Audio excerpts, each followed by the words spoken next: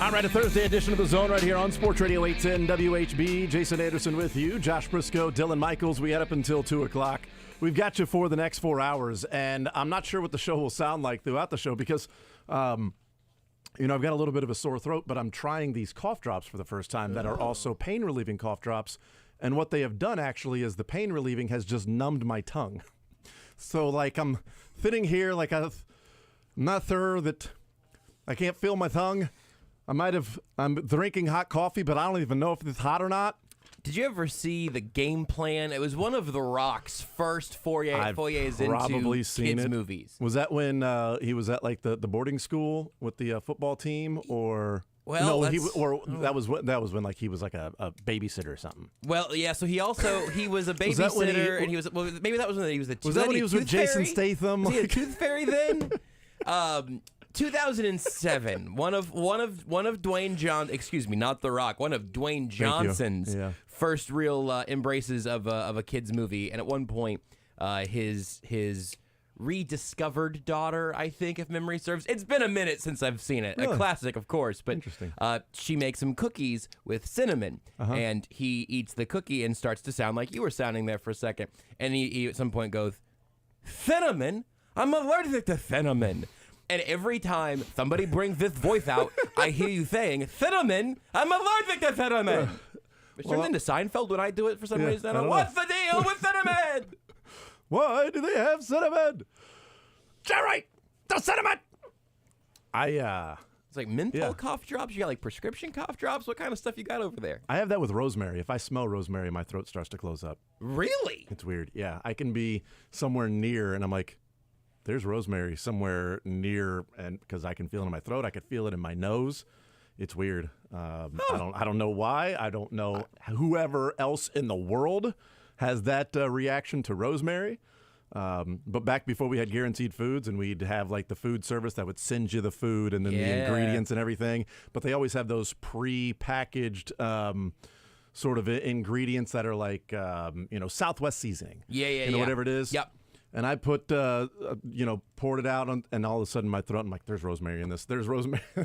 Scrapping this dinner. I don't know what's in the dinner ain't part of whatever that was going to be a part of. That ain't a part of it at all. I had to throw it away, wash it out, everything. I could. You've got a spidey sense, but unfortunately, the only thread it really can corner is rosemary. Yeah, which is pleasant for most people, and at least the aroma. That's right. Yes, I got a fever, and the only prescription is more cowbell. It's less rosemary. Less rosemary. That's and right. More cowbell.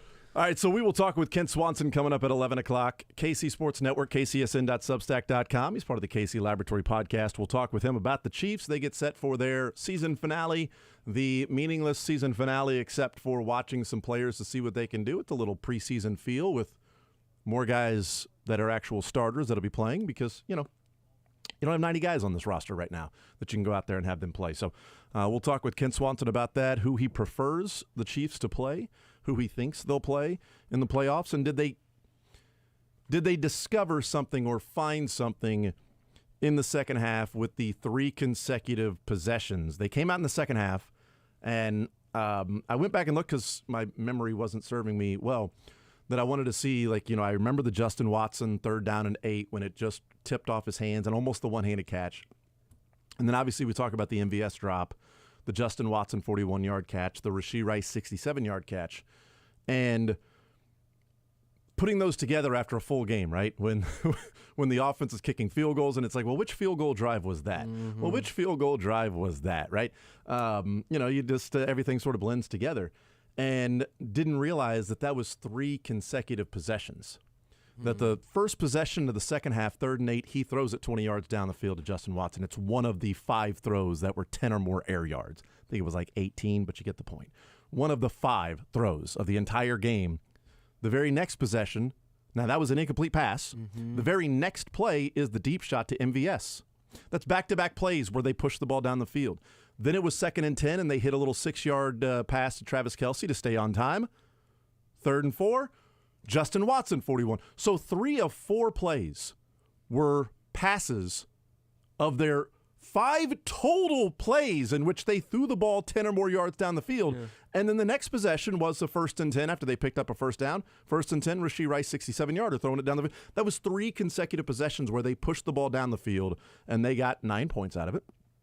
6 points out of it, because the first possession, Justin Watson didn't catch it. They punted on that one right out of halftime. But the next 2 possessions, they complete 2 of those and should have completed 3. But if they would have completed the first one, they wouldn't have then had to complete the second one, unless the second one might have been a touchdown, regardless. And I just wonder if they found something in that adjustment, that they didn't throw a pass more than 10 yards down the field that wasn't in the end zone, because the pass to Isaiah Pacheco was 10 yards down the field. It was 3 yards deep in the end zone. They were at the 8-yard line, so it was a 10-plus yard pass. That was one. It's the first drive. And until Justin Watson on 3rd down and 8 to start the second half was the next time. And then they did it the very next play. And then they did it 2 plays later. Now, they weren't planning on that with Rashee Rice, but they adjusted because the Bengals were daring them, whether they were in a broken coverage or not. Like, I don't know how many teams are going to keep daring the Chiefs, but I love the fact that even when Mahomes went incomplete, 2 plays later, it was there, and he said, you know what, this is the play. That, to me, is growth, and I do wonder, from Mahomes saying, I got to trust it. I got to trust the offensive line. I was watching the film, and I was staring at the offensive lineman. Found myself, my eyes going down, looking at the offensive lineman. He said that after the game, I think, on Sunday, or maybe it was last week that he said that he was looking at film, and his eyes were just starting to look at the offensive line and the defensive line instead of the routes, and trusting guys and things like that. Well, he throws the incompletion to Justin Watson. He throws the incompletion to MVS, and on 3rd and 4, they're trailing in the game. Trailing in the game, 3rd and 4, and says, no, this is the play. This is the route. This is what's open. I'm going to fire it again. And luckily, Justin Watson made the play. I think there's something tangible that can be there. We won't know for a couple of weeks because I don't know that you're going to get that this weekend if it's something where Mahomes is just going to simply say, I'm putting it out there, and the guys are going to have to go and make a play. They just got to go and catch the ball and make a play. This is the read. This is the play. He's open. It's there. We've got to push the ball down the field from time to time to get them out from just keeping everything, just bringing everybody, it feels like, up to the line of scrimmage. Where I don't know the last time they threw a quick little pass down the line of scrimmage that didn't feel like there were 6 defenders there waiting. That didn't feel like, wow, how did he weave his way through that labyrinth to pick up 5 yards? It's not one of those, throw the ball down the field, down the line of scrimmage real quick. You got a blocker out in front of you. Well, there's 9 yards. There's 10 yards. Against Detroit, I think it was, when Rashee Rice juked Slay. It was just a quick pass down the line of scrimmage, and Darius Slay was out there, and just a quick little jab step, and then went by him for another 15 yards, and then Darius Slay joked and tweeted the video and said, hey, man, I got a family. Which was funny. Yeah. It was great. The opposite of like a Jamar Chase, having fun with the fact that something like that happened. Now, he was on the winning side. But I don't see I'm impressed that you remember anything from that Lions game. That was 14 years ago, so I remember Kadarius Toney. That's about it. I was going to say, I think people remember a number of things from that Lions game. I remember very few. Kudos to remembering a good thing from the Lions game. Well, I just remember because Darius Slay tweeting that out and going, man, I got a family. He said he would sue, actually, after he got his ankles broken. When was this? Was that Week Detroit? 1. Yeah. Is he on Detroit this year? No, he's on Eagles. No, he's an Eagle. God. That's what it is. He was Good the God, Detroit man. one. Him and Matt Patricia were good buddies. Night. Thinking like, man, was Rashee Rice getting the ball in Week 1 at all? Yeah, See, and that's the thing, as I started questioning myself, I'm like, oh, was Rashee Rice getting the ball like that? But it was Darius Slay, so it had to be the Lions. Monday night against the Eagles. Lord Almighty, that's all right. We got there. They went against Von Miller. It had to be the Broncos. It was Von Miller. It was the Rams, clearly.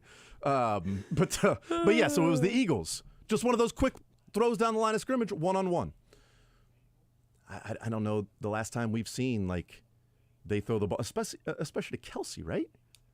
those little throws down the line of scrimmage to Kelsey, it feels like there's so much traffic there. Yes, those are the ones that like hurt to through. watch because it's like, hey, because Rashee Rice is weaving. For Travis Kelce, it's like, hey, man, just drive a pickup just down the sideline here, and just if you hit a pedestrian, it's okay. My prediction is, and I think it'll happen next Saturday or Sunday or Monday, depending on when the Chiefs play their wild card game, their first game in the playoffs, depending on who it's against.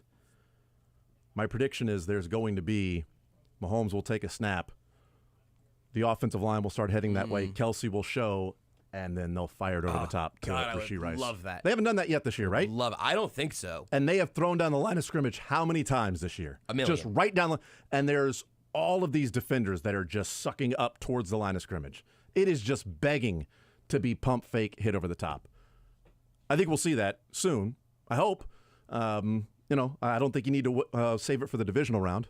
I think you unload the clip in the first game of the season, first game of the playoffs, and then you figure out the next week and the next week, which is one of the things that, as we look towards this weekend, it's one of the reasons why I'm picking the Bills to win, but it's one of the reasons why I believe the Dolphins have a really good shot of winning is because it's going to be a shootout.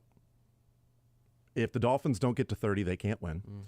Because I think the Bills and James Cook, what they're doing, and no Bradley Chubb, and Xavier Howard's not practicing, and we know Jalen Phillips has been gone for a while.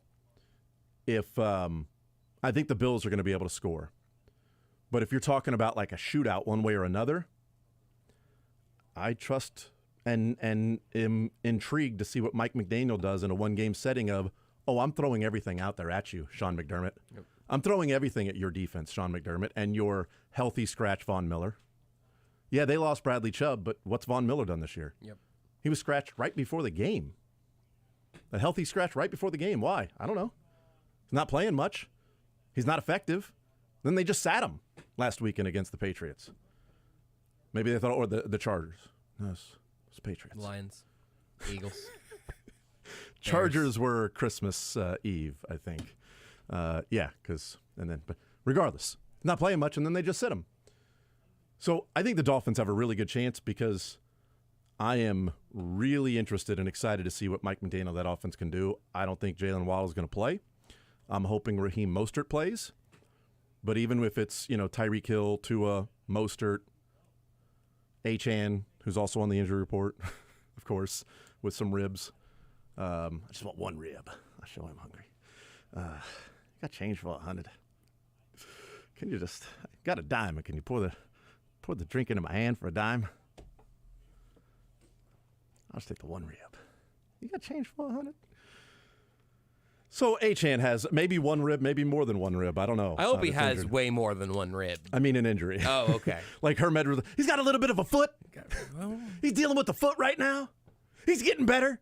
Well, that's typically how bodies work. It's that overall, injuries do typically get better, especially when you're a professional athlete. But he's dealing with a little bit of a knee. Andy Reid loves that too. I mean, it's getting better. The injury is getting better. It's not getting worse. Yeah, because just sitting there, you never know. Good. I mean, we've seen in the past where surgeries for Chiefs players have gotten worse after surgery's a success. When has it not been? Well, I've got a couple examples when it hasn't been. One thing back on the deep pass observation here that we didn't really talk about. I didn't really think about because most of the time when you talk about halftime adjustments, usually former players or coaches or active players or coaches will tell you like. You're not installing a new system at halftime. At halftime, you have an extra long timeout to maybe make a couple of very small tweaks or talk about some things. But all of that is what happened straight out of the half. Yes. The Chiefs 100%. Take a deep shot on the first third down of the second half. Again, that's when they go 3 and out on. And then everything else that you rattled through for the MVS deep shot, the Kelsey kind of mid-range, then Mahomes throwing the bomb to Justin Watson. I wonder if there's something there in, hey, we're not changing our schemes in any way, but they keep daring you to throw it, Pat. We're looking at it here. Look at the iPad. Like, let's look at a few things you're seeing here. They are not afraid of you going over the top. Let's try to go over the top in the second half. Like, if there's anything to that being a little bit of an not an in-game adjustment, but an in-game underlining, an in-game emphasis. Yeah, that's something to be encouraged by if they continue doing that down the rest of the stretch. Yeah, maybe it's even hey Pat, we're running these clear out routes with just speed. They're not even guarding them. They're not even paying attention to the clear out routes. Look at the cornerback. The cornerback is tailing underneath, waiting for our guys to cut, waiting for our guys to come back, cut outside, hitch routes. They are tailing, and it's open. And you're not manipulating the safety. The safety's not coming down or he's not drifting back, so you have some more room to work with. It's just, here's what it is. Because if it's cover 3, those guys are beating the corners, and the corners are waiting for them to stop the route and come back, and the safety's in the middle of the field. He's got all that field to cover. He can't go and cover both sides, so, throw that. And he did it 2 times out of 3 on that next possession after going 3 and out, and trusted it. And Watson went and made the catch. Mahomes put it right on him. When made the catch, MVS did not. Mahomes put it on him, went right through his hands, and he wasn't even fully laid out. It was sort of right, if you can see me, sort of right here, instead of like, I'm diving and it went through my hands, oh God. No, he didn't even have to really dive, just reach just a little bit. So I do wonder if that's something that can be built upon, that even if now the Chiefs have the threat of, hey, we're gonna fire this thing deep. And if McCole comes back, and what my wish is that, I wouldn't waste my one wish on this, but I would wish for unlimited wishes. Yeah. And one of my unlimited wishes that I've already wished for would be McCole Hardman to run the MVS routes. And just, hey, MVS, he's just running these, you're fast and go clear out routes. Great. McCole, go run the clear out routes. And if it's open, catch the ball. Yep. Because I have a feeling that you'll be better at that than MVS has been. Pro Bowl rosters released, and everybody on the Chiefs that deserved to make it made it. As they always do. Yep. Every single time, there's no controversy on who is in the Pro Bowl and who's not in the Pro Bowl. It is definitely not a popularity contest. And everybody voting on the Pro Bowl watches every game, especially the players. They watch they don't just watch film of their next opponent. They watched every single game, and they know who's out there. And the coaches, same thing. Coaches are sitting down watching ball. Just watching ball and voting on the players that are awesome. Obviously, sarcasm. L'Jarius Sneed does not make it. Patrick Mahomes, Creed Humphrey, Joe Tooney, Travis Kelce, Chris Jones are Pro Bowlers. L'Jarius Sneed is not, even though I think this is going to be a Tyrann Mathieu 2019 situation, when Tyrann Mathieu was not a Pro Bowler, but he was an All-Pro. Jamar Chase said it's not like the Chiefs' defense has a Jalen Ramsey type, and Jalen Ramsey made the Pro Bowl, and L'Jarius Sneed didn't. So checkmate, I guess. It's a great point. He should take a victory lap on that, like the Raiders. He should. He absolutely should. He should get a bus. He should take it around the building, and he should talk about the 9 games that Jalen Ramsey has played this year, and how those 9 games of Jalen Ramsey have been better than an entire season of L'Jarius Sneed being one of the best cornerbacks in football. The other guy he mentioned by name there, not a Chiefs player, but another non-Chiefs player, about, well, they don't have this. It's not like they've got that guy. Do you know who else was with Jesse Bates, Pro Bowler for the Atlanta Falcons? It's not like they got Jesse Bates isn't back there. Pro Bowler. Well, he ain't back there for your team either, Jamar. Okay, so just so you're aware. Can he not name a safety on his own team, do you think? Is that what happened there? That's sort of weird. I hadn't thought about that. They lost Bell and Bates, which is why I love, Bagels fans. Like, we've got so much cap space. Then why didn't you sign Bell or Bates? And why didn't you bring back Jesse Bates? Because safeties seem like an issue for your team right now. But regardless, L'Jarius Sneed should have been a Pro Bowler. Yes, and it should have been him over Ramsey. He's had a better year than Sauce Gardner. Yeah, absolutely. Those are name recognition. Yes, it's Sauce Gardner. It's Jalen Ramsey. Even though Jalen Ramsey missed 8 games this year. Yeah, he's played 9 games. He's played 9, so he missed the first 7 games this year, and returned for what would have been the Chiefs game, right? And it's his first game back was in Germany. I think it might have been, yeah. So because that was week 8 because the Chiefs were 6-2 after they played the Dolphins going into the Eagles game. So that was week 8 for them, and he missed the first 7 weeks. Denzel Ward also has only played 13 games. He started 11. I don't know if he's coming off the bench for a couple of those, like working back from injury. I can't remember the circumstances there, but I just don't understand what we're doing there. For Denzel Ward, it's like, okay, we'll give the Browns a defensive back. Like, that defense is really good, and Denzel Ward has made a couple of Pro Bowls in the past. Not last year, but 2 years ago and back in his rookie season. All Pro is more important because you're it's more meaningful. Like one of 2 at your possession. Yes. So if he's a first-team All Pro, he's one of the 2 best cornerbacks this year in the NFL. I think there's a chance that it's going to be a Tyrann Mathieu in 2019, did not get voted to the Pro Bowl, but was first-team All-Pro, which is absurd to think that is the case, but that has happened before. I tweeted out last night, we'll take a break, and there's some things that I want to get into and talking about this weekend, football, the playoffs, all that stuff. But I tweeted out there are 4 Pro Bowl receivers the Chiefs have faced this year.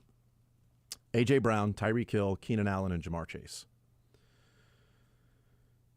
He followed Chase and he followed A.J. Brown. And if you throw in the Keenan Allen and Tyreek Hill, and he didn't necessarily follow Tyreek Hill, but, he didn't follow Keenan Allen either because Keenan Allen plays a lot in the slot. But he was on Keenan Allen plenty. Total of those games, those 4 receivers, 30 targets, 16 catches, almost a 50% catch rate for the Pro Bowlers, the Pro Bowl players. 116 yards, no touchdowns, 2 interceptions. One himself, an interception on the pass to A.J. Brown, and another against the Chargers when he was on Keenan Allen and Justin Herbert throws it and he undercuts Keenan Allen and it floats over to Brian Cook. I think Justin Herbert threw it high because L'Jarius Sneed was cutting in front. That's just my personal opinion. Could be wrong. Somebody else can go, no, you're an idiot for a lot of things, but this one as well. That comes to a 34.9 quarterback rating when targeting the 4 Pro Bowl receivers that L'Jarius Sneed was guarding. It's amazing. Just throwing that out there. It's an amazing stat. And that doesn't even count in Justin Jefferson's 6 targets, 3 receptions, 28 yards. Yeah, but he was injured. Yes, with 12 minutes to go in the game. So for 3 quarters and 3 minutes, Justin Jefferson was held by being followed by L'Jarius Sneed. Well, he might have been held a couple times too, but held to 6 targets, 3 receptions, 28 yards. Not saying, just saying. And yes, there are some price of doing business penalties that go along with that. Absolutely. And as good as he's been this year, I'll take some price of doing business penalties along the way, because when he's doing that, when there's a 35, rounding up a 35 quarterback rating when targeting Pro Bowl receivers, yeah, it's pretty legit. Maybe he's an all-pro. He's an alternate. Hopefully he is one of the people that can't play in the Pro Bowl. That's the hope, is that none of these Chiefs players play in the Pro Bowl. We'll take a timeout. We'll come back and we'll talk about that. The updated odds for the Super Bowl are out. Where are the Chiefs? Who are the favorites? And are we overestimating a team? We'll do that next.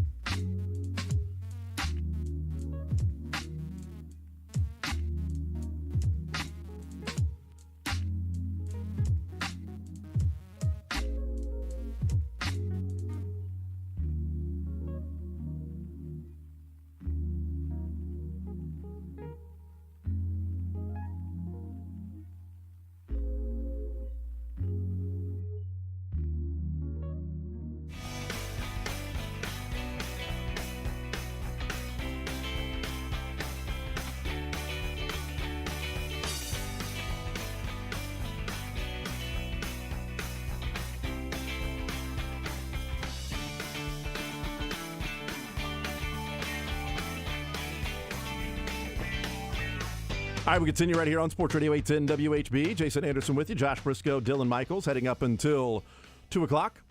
We'll talk with Kent Swanson coming up at 11 o'clock. We'll hear from the Chiefs Coordinator Day from the Kansas City Chiefs. And then we will play some Sports or Leisure presented by Johnny's Tavern coming up at about 1 o'clock or so. $25 at Johnny's Tavern we'll be giving away in some Sports or Leisure. Text comes in 913-912-4810. Said Snead should be a Pro Bowler, but on the bright side, it helps with contract negotiations. And I replied, touche, unless he's an All-Pro. Yeah. Then it's, well, he should have been both then. Like, I mean, maybe Jalen Ramsey should be an All-Pro. Go and keep that contract number down. That's right. So let's talk about, as we head into this weekend, and we've discussed so many different scenarios and everything, and I tried to make it as simple as possible on Twitter with just putting the opponents and how they face an opponent, what the wins are for certain teams, and equals an opponent. And then also put how the Bills can miss the playoffs, which is Jags, Steelers, and Dolphins winning. The Bills will be out of the playoffs. At DraftKings, the updated Super Bowl odds, the 49ers are plus 220. The Ravens plus 300. The Bills are plus 800. Cowboys plus 850. Chiefs plus 950. So it's 5 deep. So those are 5 teams. Chiefs fifth betting favorite there. Eagles are plus 1100. So maybe that's still some Chiefs and Eagles coming in after what people that are betting and setting the lines feel like, oh, these are the 4 most likely teams maybe to win the Super Bowl or go to the Super Bowl. And then you've got the pedigree of Chiefs and Eagles. That at any point, the Eagles can just turn it on and start playing good football. Defensively, though, they have been terrible. As in, not good defensively. And now you got Baldinger out there saying they should bench Jordan Davis, who, by the way, was their first-round draft pick of 2022, before they took Jalen Carter in the first round of 2023. Jalen Carter's been awesome. He's been really good. But Brian Baldinger is watching film and saying Jordan Davis is one, out of shape. He's quitting on plays. He's not pressuring the quarterback, and he's just going through the motions out there. Other than that, though? He's been a dominant force. Other than that, he probably he's a Pro Bowler, if you ask me. Other than those things, that corner, weird. Yeah, which is the worry about, and it's not Jalen Carter. That was like, oh my God, one of the best defensive tackle prospects we've seen in forever, right? And we're like, well, if they would have traded Chris Jones, could they have gotten a Jalen Carter, right? Something like that. That's also the fear of taking a defensive tackle with so much talent, and it's like, this guy is unbelievable. And then he gets there, he's the number 12 overall pick, and a year into it, it's just like, he just, no motivation. Just doesn't want to be there. And that's a team that played in the Super Bowl last year. Yeah. So I don't know what's going on with that. But the Eagles' defense has fallen apart recently. The offense, whatever they've been doing, but the defense has really taken a couple steps back. I also looked at Adam Shine at NFL.com, and he has the Shine 9 because it rhymes. The Shine 9 rhymes. That's right. And so his Shine 9 has the 9 teams that he feels like are the most likely to win the Super Bowl. This whole time I thought it was the Sheen Neen. 9. It's not. So I mentioned those Super Bowl odds. Number 1, San Francisco. Number 2, Baltimore. I think different books, you might find different odds there. But number 3, Buffalo. Thought that was pretty interesting. The Shine 9. Now, he does right when he gets to 7. I will tell you that. I'll just go through what the teams are. He's got number 1, San Francisco. Number 2, Baltimore. Number 3, Buffalo. Number 4, Cleveland. Number 5, Dallas. Number 6, the Los Angeles Rams. Number 7, Detroit. Number 8, the Chiefs. And number 9, the Texans. But he does right in the first paragraph about the Chiefs is, I would actually draw the line after the Lions at number 7. But as he said, my last name doesn't rhyme with 7. So I've got to come up with 9 teams. So therefore, I'm putting the Chiefs on this list, even though, as he goes on to say, I don't believe in them. I don't think they can win the Super Bowl. This is not a team built that way, et cetera, et cetera. I agree with 49ers, Ravens, and I agree with a number of teams that are on the list. I just wonder, Buffalo, the third betting favorite, and Adam Shine, his third favorite team to win the Super Bowl, like some of their analytics are awesome. Mm-hmm. And the numbers are awesome.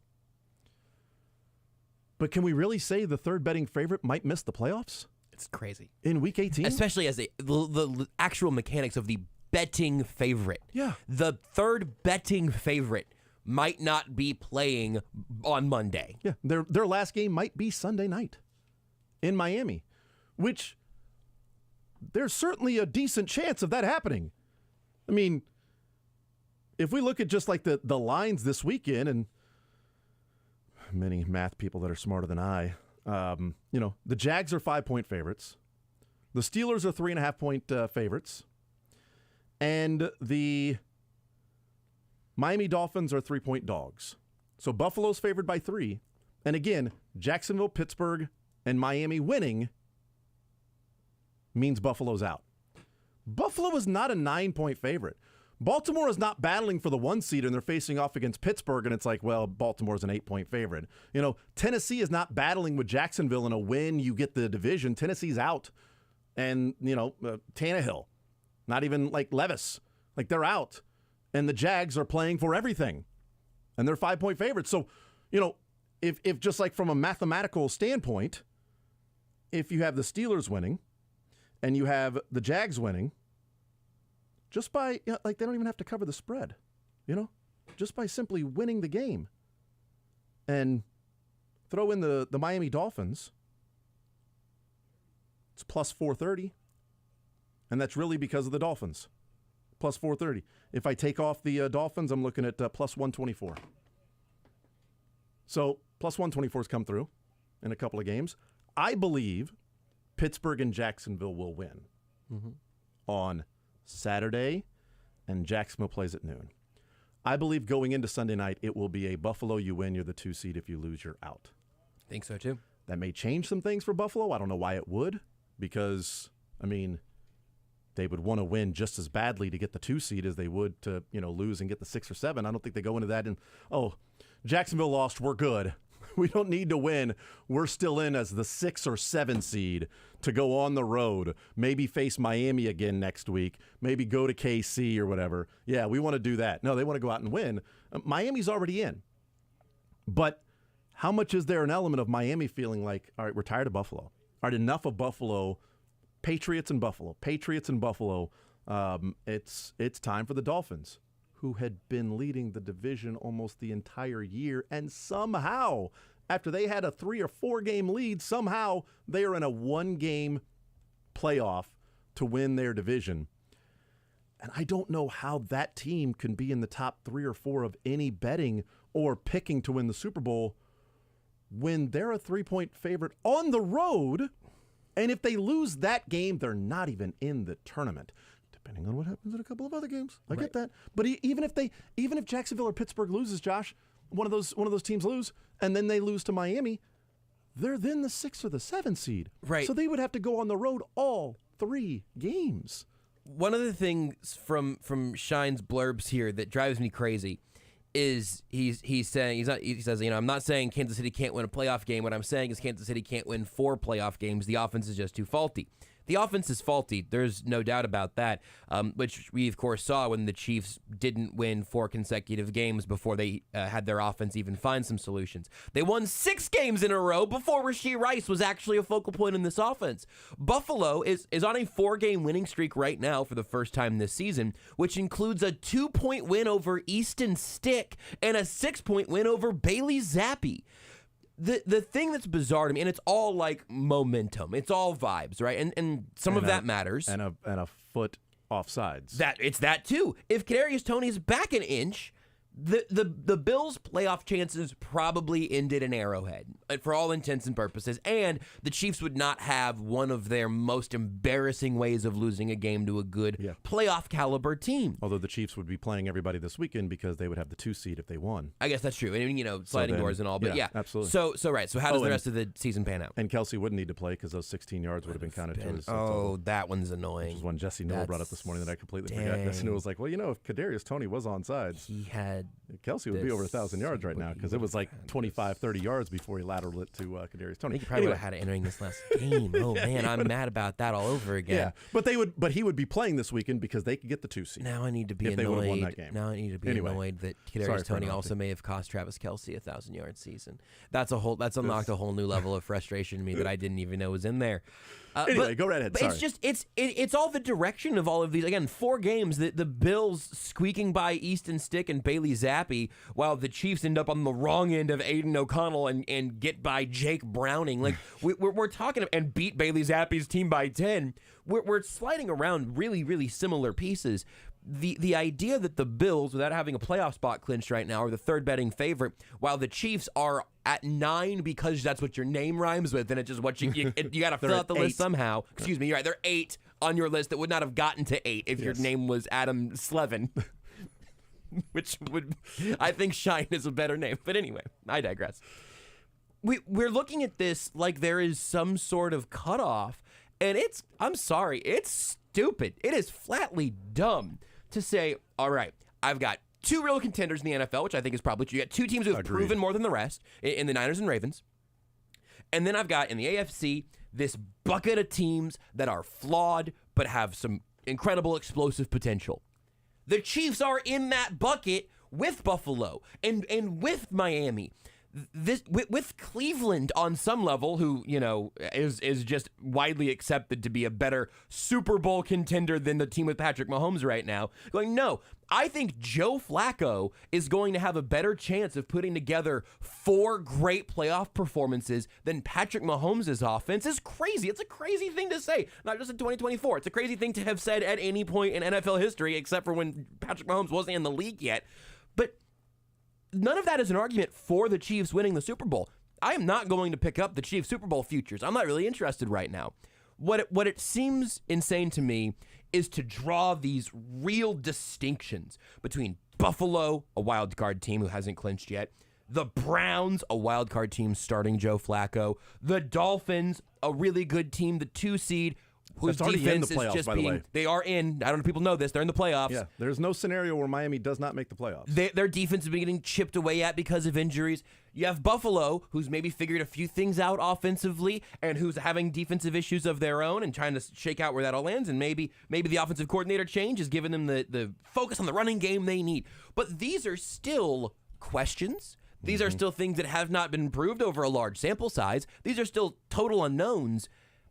And the idea that the unknowns, I think it's still the Chiefs paying for their own expectations in these conversations, where the Chiefs end up being a good value on DraftKings because you expected them to be the 1 seed or the 2 seed. And the idea that they're stuck at the 3, resting in week 18, scratching and clawing for everything offensively. Everyone listening to the show knows how we feel about the offensive flaws of this team. They are real and there are many. But the idea that removes them from the heights of Joe Flacco to Amari Cooper and David Njoku instead of Patrick Mahomes to Rashee Rice and Travis Kelce, Kevin Stefanski and Andy Reid, both really good defenses for each of these teams. I might agree that the Browns go further in the playoffs than the Chiefs do. But the idea that there is a clear distinction between those 2 teams, that one could be built for it and one is definitively not, I think is really foolish. Yeah, they beat the Chiefs being +1. They won by 3 in the turnover differential. Cowboys, they were +1. They won by 11. Or excuse me, 21. That was a dominant performance by Buffalo. The Chargers, they kicked the field goal at the end of the game to win. They were -3 in that game. So they were -3, they struggled, and they damn near lost to the Chargers. So, I mean, that's part of a scenario, but that's a recipe for any team in the playoffs. You go -3 in the playoffs, good luck winning. I mean, anybody. And that's a scary part about the Chiefs because the Chiefs like to turn the ball over. They don't like to get the ball back. It's also the scary thing about the Bills, which no one's talking about right now because they're hot. And the Bills won by 6 against New England, and they were +3. They were -3 and +3 the last 2 weeks. They happened to win those games. There were 2 games against teams that are not playoff teams, and they won by a combined 8 points in those games. If they were -3 against the Chargers and +3 against the Patriots, or excuse me, if they were +3 against the Chargers and -3 against the Patriots, just flip those. Are they 1-1 in those games? You know what I mean? They were +3 and they won by 6 against the Patriots.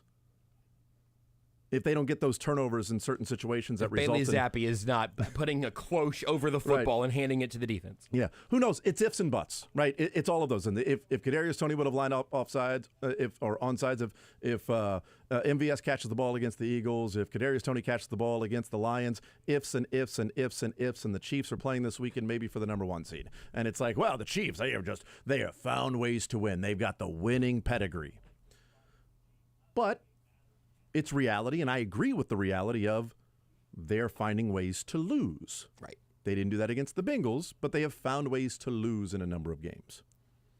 Does that change when it's playoff time and the team hits the field and says, well, crap, it's the Chiefs? Right. The Chiefs don't scare me.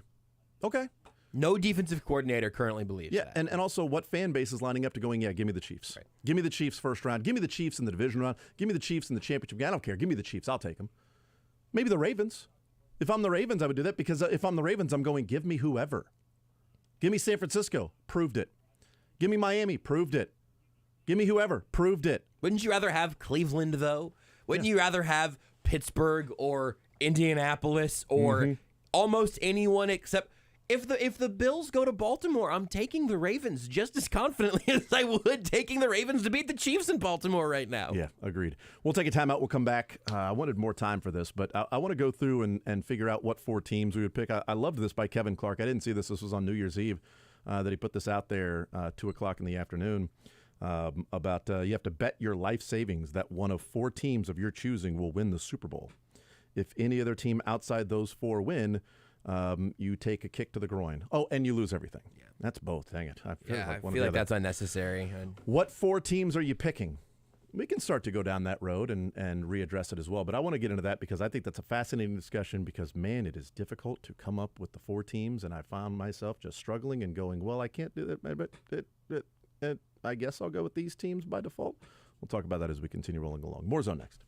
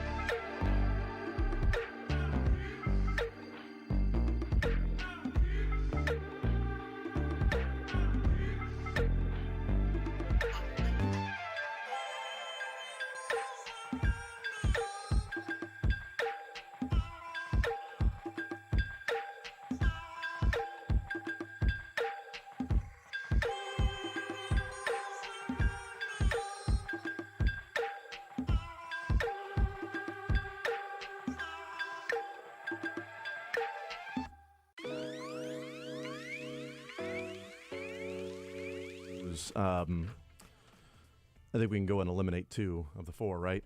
San Francisco and Baltimore. Yeah, they're on the list. Yeah, they're on. I mean, they're a ways down the list, but I figured, got to have them some. I actually think this is a season where, we've talked in years past about whose Super Bowl it is, and we've joked that during the Manning cast, when Tom Brady was on the Manning cast, and Tom Brady said to Eli, "You're wearing one of my rings," who was it that? And he said, well, Russell Wilson thinks you're wearing one of his, which is great, right? Beautiful. I mean, because beautiful. I like this passing around of whose year was it supposed to be. I think that's fun. And I think this is sort of San Francisco and Baltimore. Yeah. Like if the 49ers or the Ravens don't win it this year, like I don't know. Like I honestly don't know who does, because I think there's a number of teams in a hat. You can pull a team out and go, oh, here's why. They also have their colors in the logo. The logo color theory continues. It's purple and red in the Super Bowl logo for Super Bowl in Vegas. There's a theory going on with that? It's been there a couple times. You got yellow Rams, orange Bengals, and then last even did Chiefs Eagles was red and green. I don't remember if Chiefs Niners fit the bill, but I'll look into it. No, it fit the bill for the win. I got care. tinfoil for you in the break room if you need it. I need it.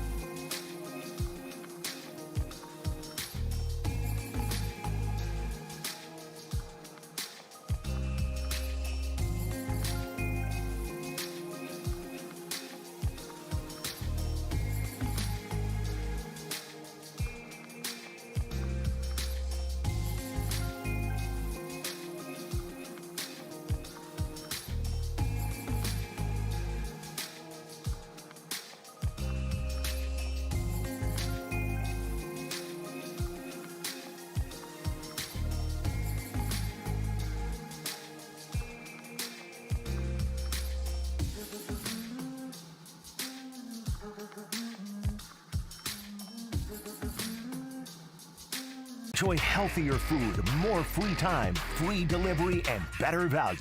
Go to GuaranteedFoods.com. You know, that free delivery means something too, man. You sit there and they come with that truck and open up that freezer and stock everything and organize everything for you. It's pretty awesome. Also, big shout out to Google Fiber. You know, with things coming up this weekend with some college basketball really getting into form with conference play getting rolling and the football games coming up this weekend. Google Fiber, big shout out to them because they power our household with the cutting of the cord, if you want to call it that, with YouTube TV. We need a strong, fast, reliable internet. Google Fiber has done that for us. Award-winning internet without data caps, annual contracts, or hidden fees.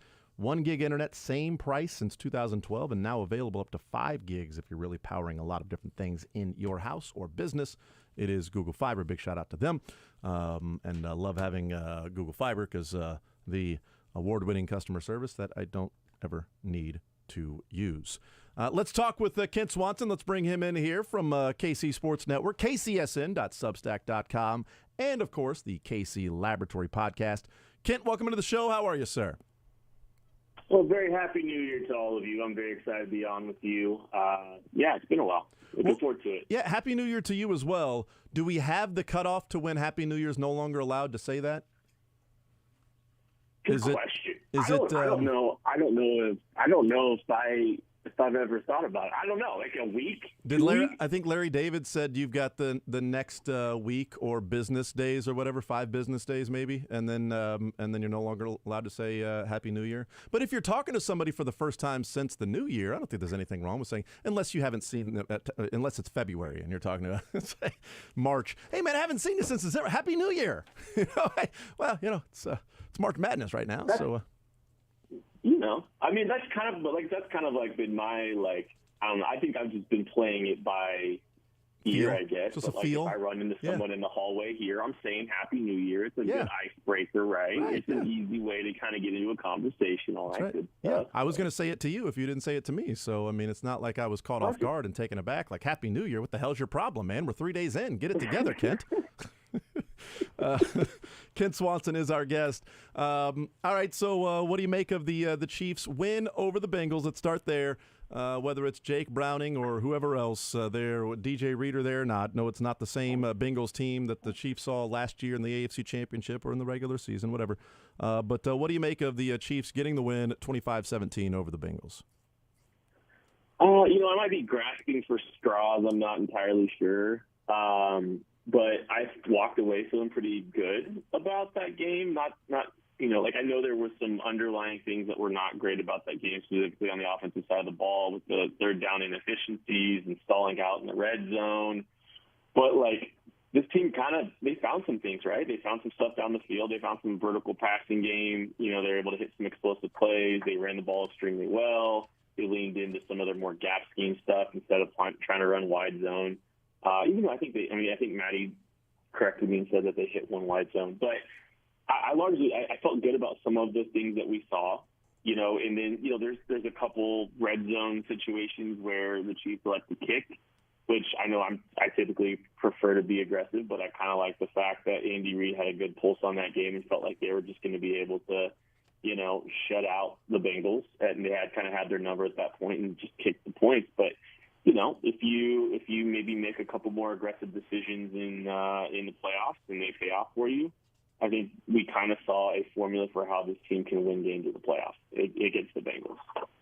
Yeah, one of the things that I've talked about a couple of times, and at KCSN and Matt talking about it, Seth Kaiser writing about it. And so I'll ask you, Kent, did the Chiefs find something in those vertical throws in the second half? The first 3 possessions of the second half, they had at least one throw that was essentially 20 yards down the field. The one to Justin Watson on the first drive was 18 or so, but come on. They're not throwing the ball, 10 yards down the field, so I'm not going to split hairs there. But did they find something in those vertical throws? And is there something to take away from the fact that they had 3 straight possessions where they at least attempted something like that? Yeah, I'm taking something away. It was 3 vertical passes against, or with 3 different players, and the Bengals daring them to do it. So I think the Chiefs putting on tape and showing that they can do it, and they can do it to a variety of guys, I think is a really valuable thing, right? And I know MVS didn't come down with that one, and like obviously that's frustrating, but they proved that they can do that. They proved that they still need to be honored down the field, and this team's probably going to need Marquez Valdez-Scantling to come down with 1 or 2 in the playoffs. So showing that they can do that, showing that he can get down the field, get open, and Mahomes is willing to give him a shot. Even though he didn't come down with it, it's a good thing. Hopefully some positive regression happens with Marquez Valdez-Scantling's hand here sooner rather than later. But yeah, I think it's a really good thing that they were able to put that on tape, because that can stir some defenses a little bit, maybe loosen things up for them underneath. The positive I found in that, and not just that they threw the ball and they're trying to loosen some things up, like you mentioned and Matt mentioned as well, that the positive I found in that is, I didn't put it together earlier this week, and watching the game the first time, things all get jumbled together. There were 6 field goal drives. So it's like, which field goal drive was that? Well, this play happened on that field goal drive, but, come on. It's tough to keep all of those things straight. I don't know how Josh does it for the post-game show. But going back and sort of looking through some things and watching some condensed versions, it dawned on me that the first 3 possessions of the second half is when they had the Justin Watson 3rd down and 8 attempt down the field that bounced off his hand. It was almost a really good, one-handed catch, but couldn't bring it down. The very next play, because they punted on that, got the ball back, the very next play was MVS deep. So that was back-to-back plays where they at least pushed the ball down the field. Now, 2nd and 10, they throw a little 6-yard pass to Kelsey to stay on time, stay on the chains, all of that stuff, so you're not looking at 3rd and 10. And then on 3rd and 4, they hit Watson for 41 yards. That's 3 of 4 plays, Kent, in which Mahomes threw the ball, and at least to the second level, and a couple of those down the field. And one of the things that I find a positive in that, Kent, is that while that's 3 of 4, the first 2 were incomplete. He didn't just go, well, I can't do that. I mean, they're not. I got to take what's there. I got to take something underneath there. This is the play. I've got this window for Justin Watson. And I know I just missed that window with MVS because of the receiver. This is the read, and I'm doing it. And I'm throwing it again, even though at that point, they were trailing 17-13, I think at that point. They were trailing 17-13. Yeah, they were down 17-13 when he completed that pass to Justin Watson. And so it's like, that's one of the positives I found, is that Mahomes didn't shy away then. When the same set of downs, Kent, he just had almost the same route and throw that MVS dropped. It's kind of interesting because, I do think, he showed some willingness to be aggressive while also playing some ultra-conservative football when they got into the red zone, right? That's a great point. And when they got it, when they got to that side of the 50, it's a little bit. I'm going to say it. I don't think he's playing like Alex Smith. But there are definitely some things that he is doing that were part of the winning formula for Alex Smith when he was here in Kansas City. And it was, hey, look, that last year he finally got aggressive and decided to throw it down the field, but it wasn't a ton of intermediate throws. It was check down to the flat, work down to the flat, or, get vertical and take a shot down the field. So there are some things that he's drawing to what they did with Alex Smith, specifically Alex's last year in Kansas City.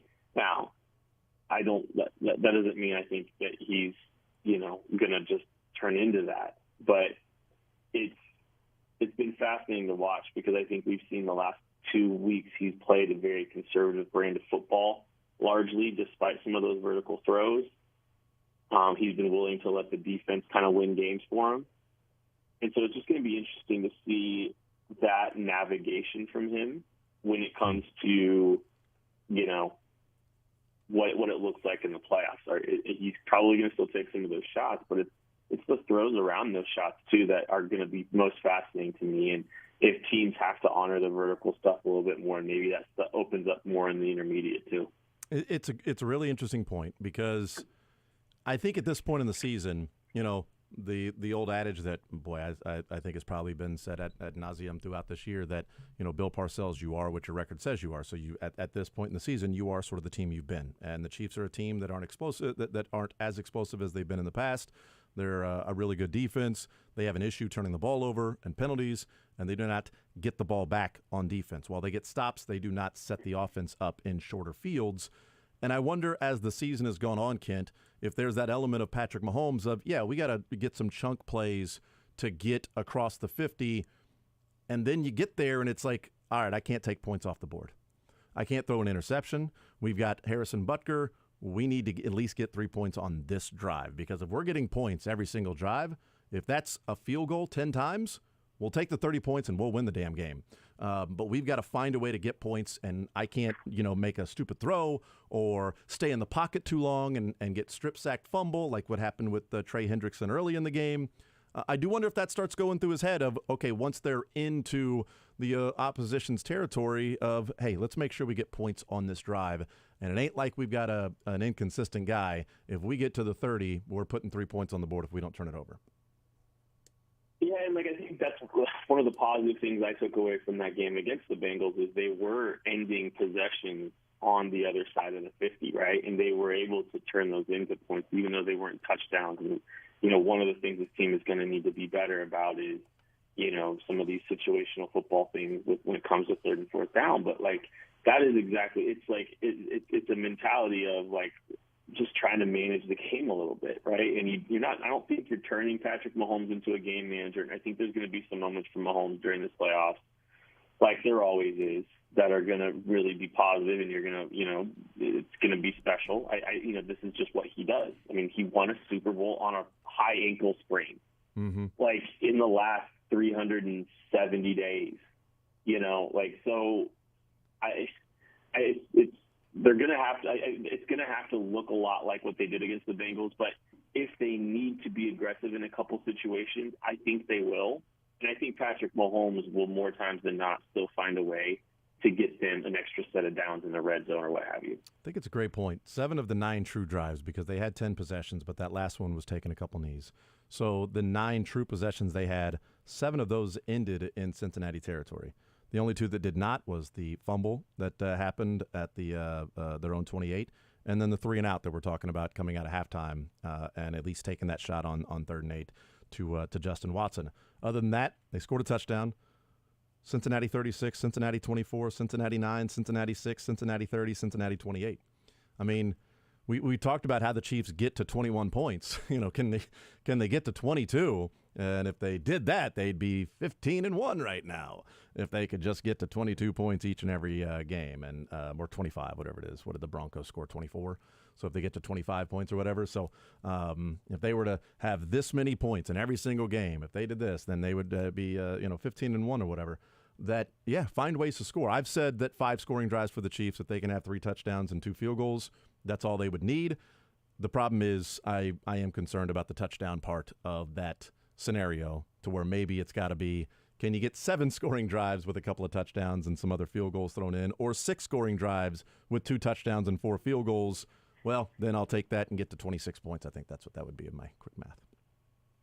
Well, and I think,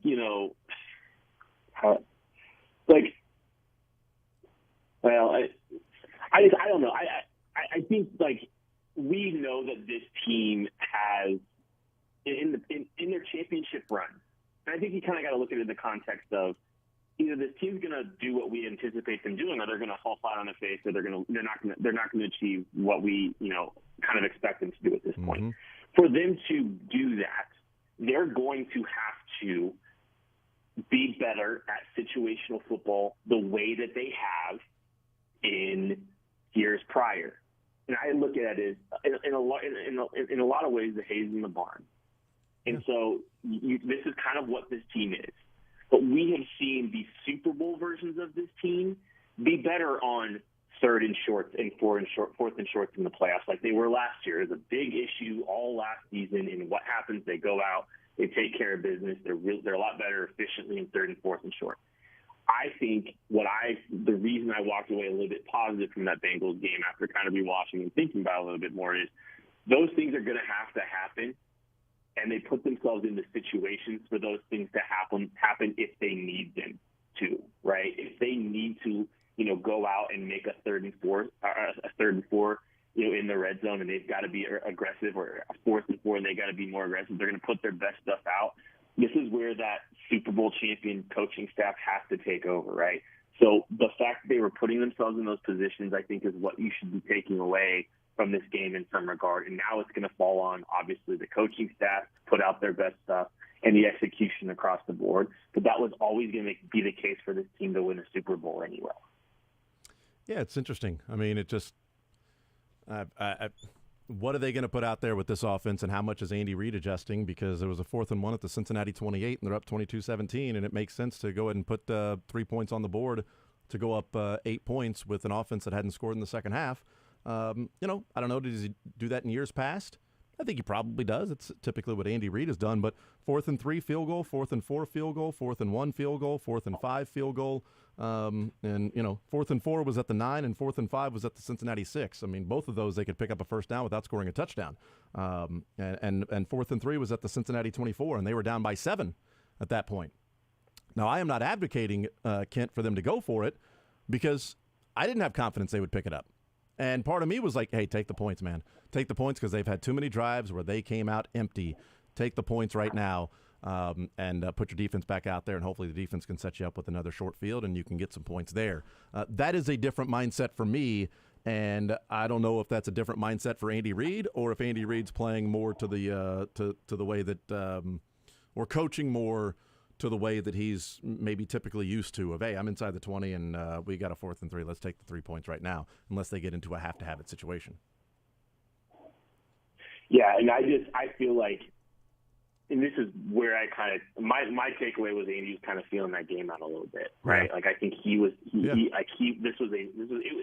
Like, I mean, Andy, sometimes when we agree with Andy's, decisions, it's still vibes. Like, a lot of times it's vibes when it's good and vibes when it's bad. And I think if Joe Burrow was on the other side of the ball and the Bengals were having a good time moving the football and were, putting a little bit more points on the board, and they felt good about that, or didn't feel good about that, I think Andy would have been aggressive in more of those situations. So, I think when we get to a playoff game, I think that's where we're going to see, like, they put themselves in that situation to maybe make that aggressive choice. They didn't this game because their defense shut them out for the last 36 minutes, and they felt confident about it. But if it's Josh Allen and Bills are doing a decent job moving the ball, I bet you this decision is different the next time. That's kind of how I feel. When it matters the most, the decisions might be a little bit different. Absolutely. And time and score and all that stuff will certainly matter too. Kent Swanson, KCSN.substack.com, the Casey Laboratory Podcast. Is Kelsey playing this weekend? Do you want him to play, not play, get the 16 yards, get out of there? How would you approach Kelsey in the potential 8 straight 1,000-yard receiving seasons? So, I mean, are we going to remember Travis Kelsey for 8 straight 1,000-yard receiving seasons, or are we going to remember him for 2 rings? Are we going to, how are we going to remember Travis Hopefully Kelsey? for more than 2. This streak. Yeah, I mean, hopefully. I'm going to remember him for 5 rings, damn it.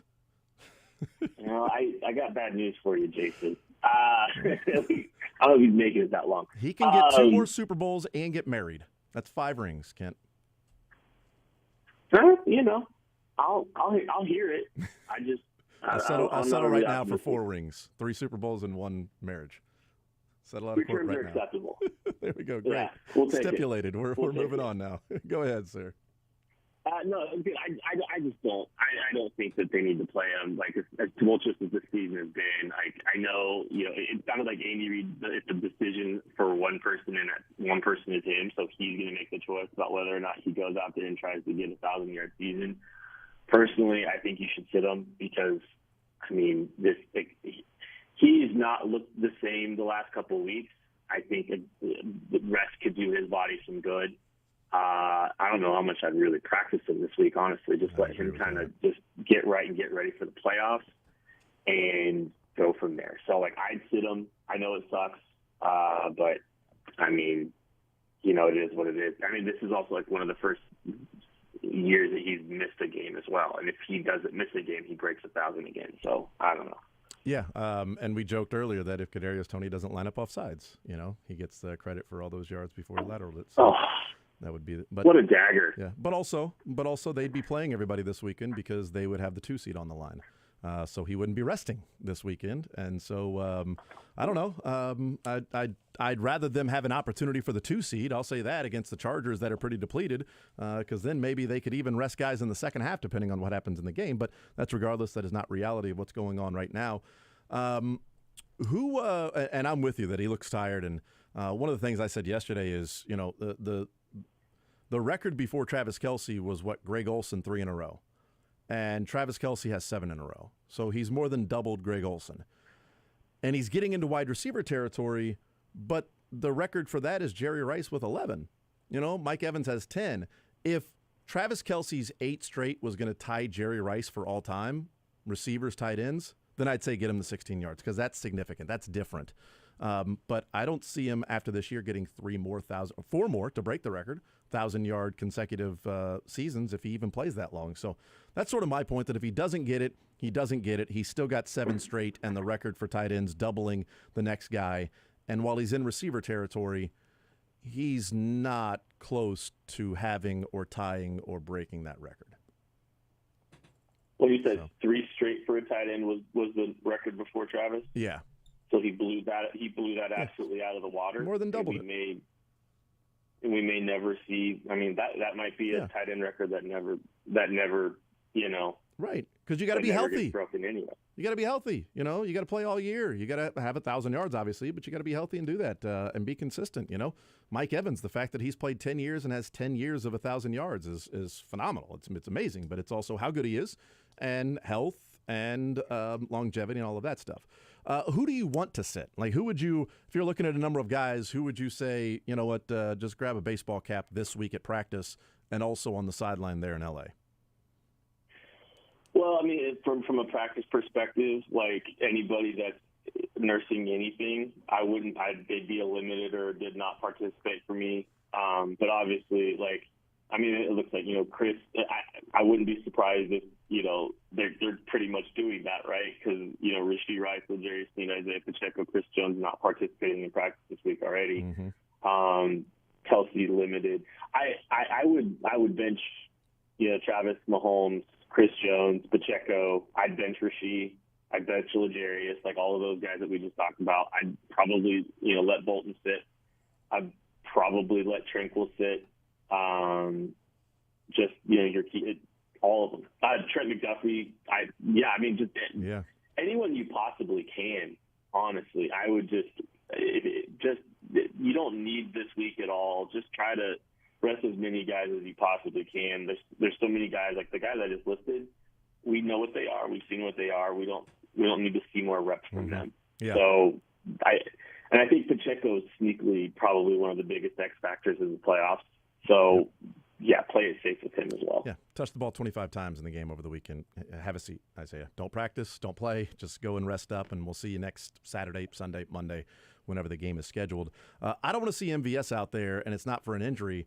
I don't want to see him out there because I want to maximize McCole, Tony, Ross, Richie James, whoever else, just those guys running as many routes in the offense as possible so that they can then slide into MVS's routes.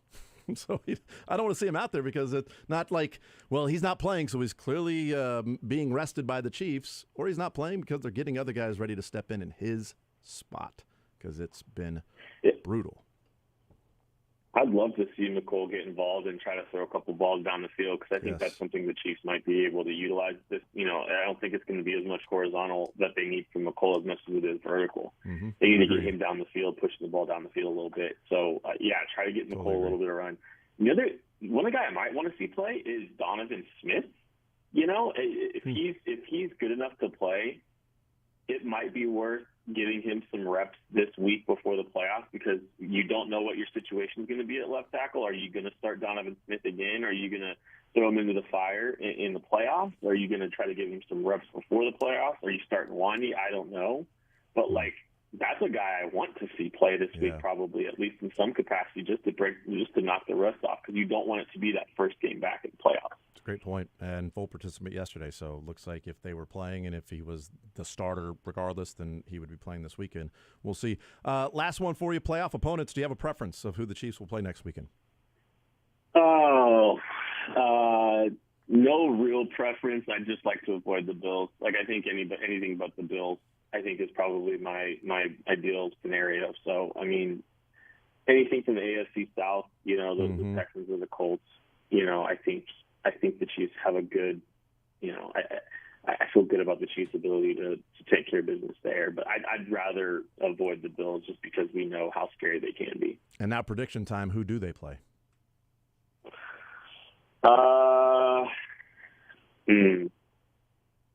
I think they are welcoming. Well, it might. It can't be the Dolphins. It can be the Dolphins, right? Yeah, just Buffalo winning is the Dolphins. No matter what else happens in any other game, if Buffalo wins, it's Miami. All right, it's the Dolphins. Okay. I think the Chiefs are hosting the Dolphins, and I mean they're a little bit scary, but they're limping into this playoff. Yep. In bad shape. So, I think it's probably the Dolphins when it's all said and done. Yeah, they are quite literally limping in by a number of players that are not healthy right now. Kent Swanson, KCSN.substack.com, KC Laboratory Podcast, and the KC Sports Network. Happy Thanksgiving, Kent. I appreciate you joining us, man, and we will talk in a few weeks. Hopefully we're still talking about the Chiefs and their continual run in the playoffs, bud. Yeah, and a Merry Labor Day to you as well, Jason. Appreciate it, man. Let's see when those fireworks are going off for July 4th. It's going to be a lot of fun. No, typically the week of when it's like, okay, maybe it's time to switch some things up and maybe move on or something like that. You typically that week? I think you get that entire week, especially if you're back at work on a Tuesday, you definitely get through Friday. Like to Ken's point, it's the thing you say around. Hey, good to see you. Happy New Year. Happiest. How are your holidays? Of New Year's. Once next week comes around, I feel like then you're risking saying it multiple times to the same people. That's right. That's and a good it's point. like, well, I think you can say it one time to anybody. And if I see it for the first time in February, I've missed my window. So I think you get 1 week, and maybe if you haven't seen or spoken to someone in a week and a half, maybe you can say it on January 10th. Maybe. I think you're pushing it. I don't know where I saw this or when he said this, but the man who does speak on behalf of these type of situations, Larry David, said it doesn't go past the 3rd. Oh, the 3rd. Okay, then I was totally wrong. I said that it was that week. Today is the last day. Well, I guess yesterday. Yesterday was the last day. Today's the first day of offense. Today is the first day of being late. Yes. Yeah. Wow. How about that? I don't often disagree with Larry David. Yeah, it's weird. It's weird that he might have a kind of overly aggressive and tight distinction over pleasantries. That doesn't really seem like his move. Yeah, he seems like a guy that Christmas lights go up on the 23rd. Yeah. You got the Festivus for the rest of us. Yeah. And then you got a couple days to wish a Happy New Year and then move on. I feel like he might be the only person in modern society who unironically says humbug. Just in general. Like any time of the year. Hey, Happy Independence Day. Humbug. And two of the best TV shows in the history. Larry David. We'll take a timeout. We'll come back. Continue rolling. More Zone next.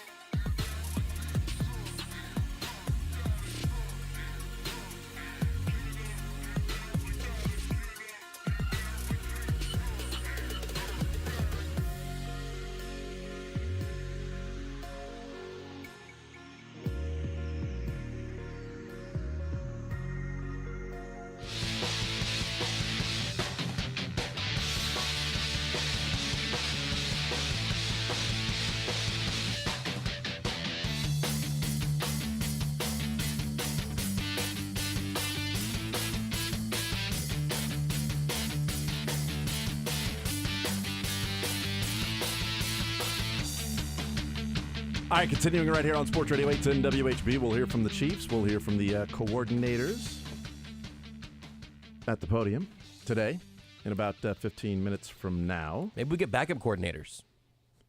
Resting Spags and Nagy. I told Lebo, I said, hey, look, if you or if anyone else listening right now just needs a question to ask, Nagy won't answer, but Spags might. Do you game planning less? Is Dave Merritt leading a meeting this week? Like, you know what I mean? More than he would be. Did they do that in the past? I don't remember. And I'm not sure they ever really talked about it. But like, is Spags working as hard on an Easton Stick game plan right now as he will be on a potential Josh Allen one or a Tua one next week? Was it 2017? Because 2017 would have been Nagy's last year as the coordinator, and he hadn't had a head coaching job yet, and he was coordinator under Andy Reid. So therefore, how much play calling are you doing?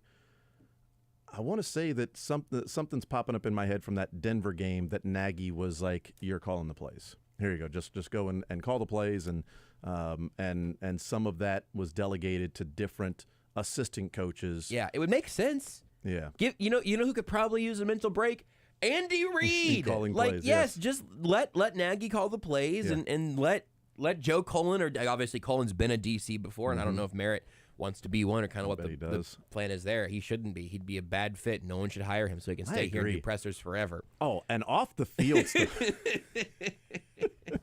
But like that, I don't know. It would make sense to me to be like, hey, Andy, and maybe for Andy Reid, running a vanilla offense on game day is just waking up in the morning, and that's not a stressful experience of trying to pull all the right levers. But I don't know. It's kind of interesting. Yeah. You just say, hey, Nags, here are the 30 plays that we're using in the playoffs that you cannot use. Yep, don't use these. Here are your plays to choose from. That's it. This is Tech Mobile. You got 8. You can hit A, B, or X. Choose your plays right now. Choose your adventure. If you choose this play, then your next play is going to be that. If you choose this play, your next play is going to be that. This is going to be fun. We'll choose our adventure. Choose a deep shot to MVS, your next play will be a punt. You see how it works. You're following along. You're going to figure this out. That's right. Yeah, I mean, I don't see what the issue would be there for. But Nagy's, again, he's already called plays. You know, he's been it'd be like if this was like Eric Bieniemy, and it's like, all right, EB, go call the plays, just be the coordinator. You know, Dave Merritt's an interesting one. That's an interesting idea. If Spags is like, look, Dave, you need to be a coordinator by now. Call the defense. Although I'm with you, Josh. I think you'd be an awful coordinator, just the worst. I think Matt Nagy should be a head coach again, though. I think someone would love. I think it'd be great. I think Eric Bieniemy needs to take a step back and be a coordinator with the Chiefs. Yeah, come on back home. Come on back home. So Same job. Maybe quarterbacks coach. Figure it out. Yeah, that would be Run fine. game coordinator. That's good. Double it up. Get some extra salary in there. Right. Maybe wide receivers coach. I don't care. I bet it'd be good to get him some more experience. Maybe that'll be what gets him the head coaching job eventually. Is another year as a wide receivers coach. Which, by the way, I just had a horrible thought. Go with your horrible thought. What if MVS goes for like 150 yards against the Chargers? What if Blaine Gabbert just feeds MVS and he just doesn't drop a pass? He is the AFC Championship game against the Bengals, MVS, but it's Week 18 from Blaine Gabbert. What if it's Mahomes? What if it's a Mahomes chemistry issue? And what if the sky was orange, or what if the sky was, playing? Yeah. What if Kadarius Toney and MVS have 15 total targets, 15 receptions for like 250 yards from Blaine Gabbert? Would you start Gabbert in the playoffs? Why wouldn't you? I mean, how do you not start him? Hey, I was kind of right, sorta. Dave Merritt's at the podium today? He is. Good. Along with Joe Cullen, along with Brendan Daly, along with David Girardi, who we haven't heard from in a little bit. He's the quarterbacks coach, first-time quarterbacks coach. Would love to hear from that. Not David Garrard. It will be not David Garrard or Joe Girardi, much to our chagrin every time I look at his name. Tobe, Spags, Nagy, Daly, Cullen, Merritt, Girardi, the rundown today. Okay, there we go. We got assistant coaches today. One of the things Gary Dieter said this morning I thought it was interesting. They were talking about MVS's reaction after he dropped the football, the one over the middle, that reaction after dropping the football of the, hands on the waist or where it should have been. And Mahomes, while you're getting hit from, behind, you should have put it between the ones because I totally would have caught it then. Why didn't you hit me in my hands? Oh, wait, it did touch my hands, but my right hip is where I usually drop passes. You know that. But Gary Dieter was talking about that. It's called the loser's clap. That when he was at that's so Bowling Green with Dino Babers that eventually went to Syracuse, that when you would drop it and you go, dang it. And it's like you had to run. You had to run. Go run immediately. Losers clap. Go run. You drop the ball. Get your ass back up and get back to the huddle or wherever you're supposed to be. And he talked about that reaction, and it wasn't Eric Bieniemy. And he said, Greg Lewis would never let that happen. Greg Lewis wouldn't stand for that. Now, he was running backs coach the last couple of years with the Chiefs, but he was wide receivers coach the previous 4 for years. Multiple years, I think, And now, shocker, he's wide receivers coach for the Ravens. Yeah.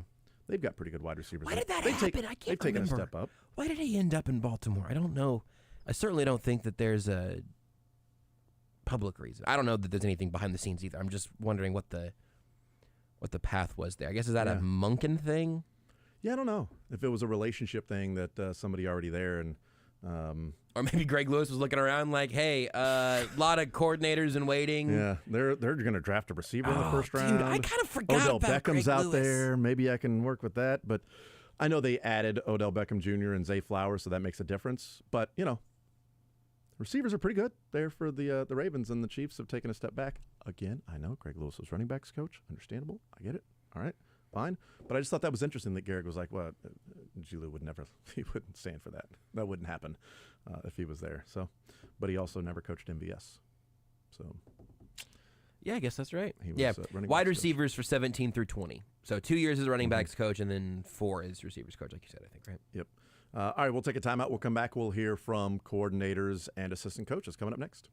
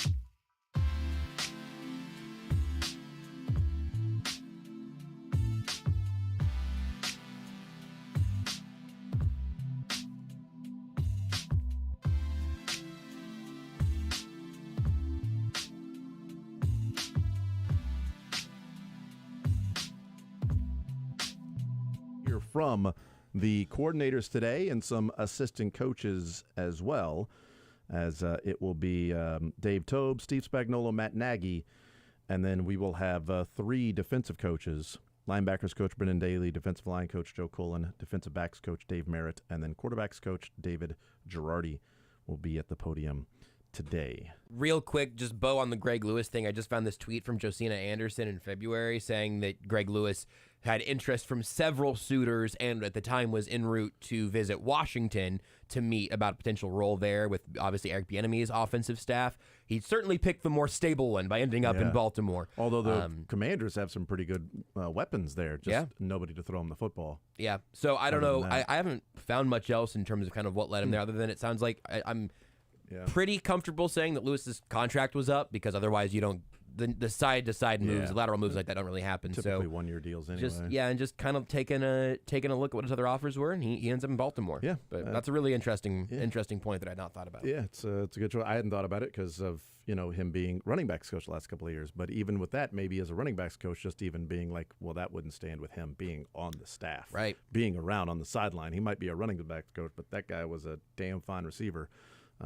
So it wasn't going to stand with that. And who knows what we talk about Eric Bieniemy, but we've also discussed the overall coaching staff turnover with this Chiefs team and the Chiefs offense. We'll find out, what happens in the next couple weeks, 3, 4, 5 weeks, hopefully into February 11th. That would be pretty awesome if that was the case, though. I don't know that will be the case. We will talk about once the press conferences are over. I do want to get into the other couple of teams that we will pick. If we had the 4 teams to pick to go to the Super Bowl, win the Super Bowl, who would those teams be? We both surprisingly landed on San Francisco and Baltimore. Very brave of us. Yes. Here's Dave Tobe. Hi. What did you have to say to Richie about We had a all week long we had this special play that we practiced and we looked really good in practice, and he was anxious to to make it work, and we just didn't get the kick we wanted, but he tried to force it, and unfortunately we didn't pop it out of there. It would have been special had we did, and it would have been special if we got the kick, because I think the guys had it blocked up early. It's just the hang time, and obviously it was a little bit obviously too deep to come out, but I think he summed it up. He talked about it, and he held accountability for it, so it's all good. What's the rule of thumb? Inside the 10? There's I've said this before. There's no really rule, because the punters are so good. They can spin that ball and land it at the 2 and make it stop. So, if the ball's hanging and it's around 8, 9, we want to try to catch it.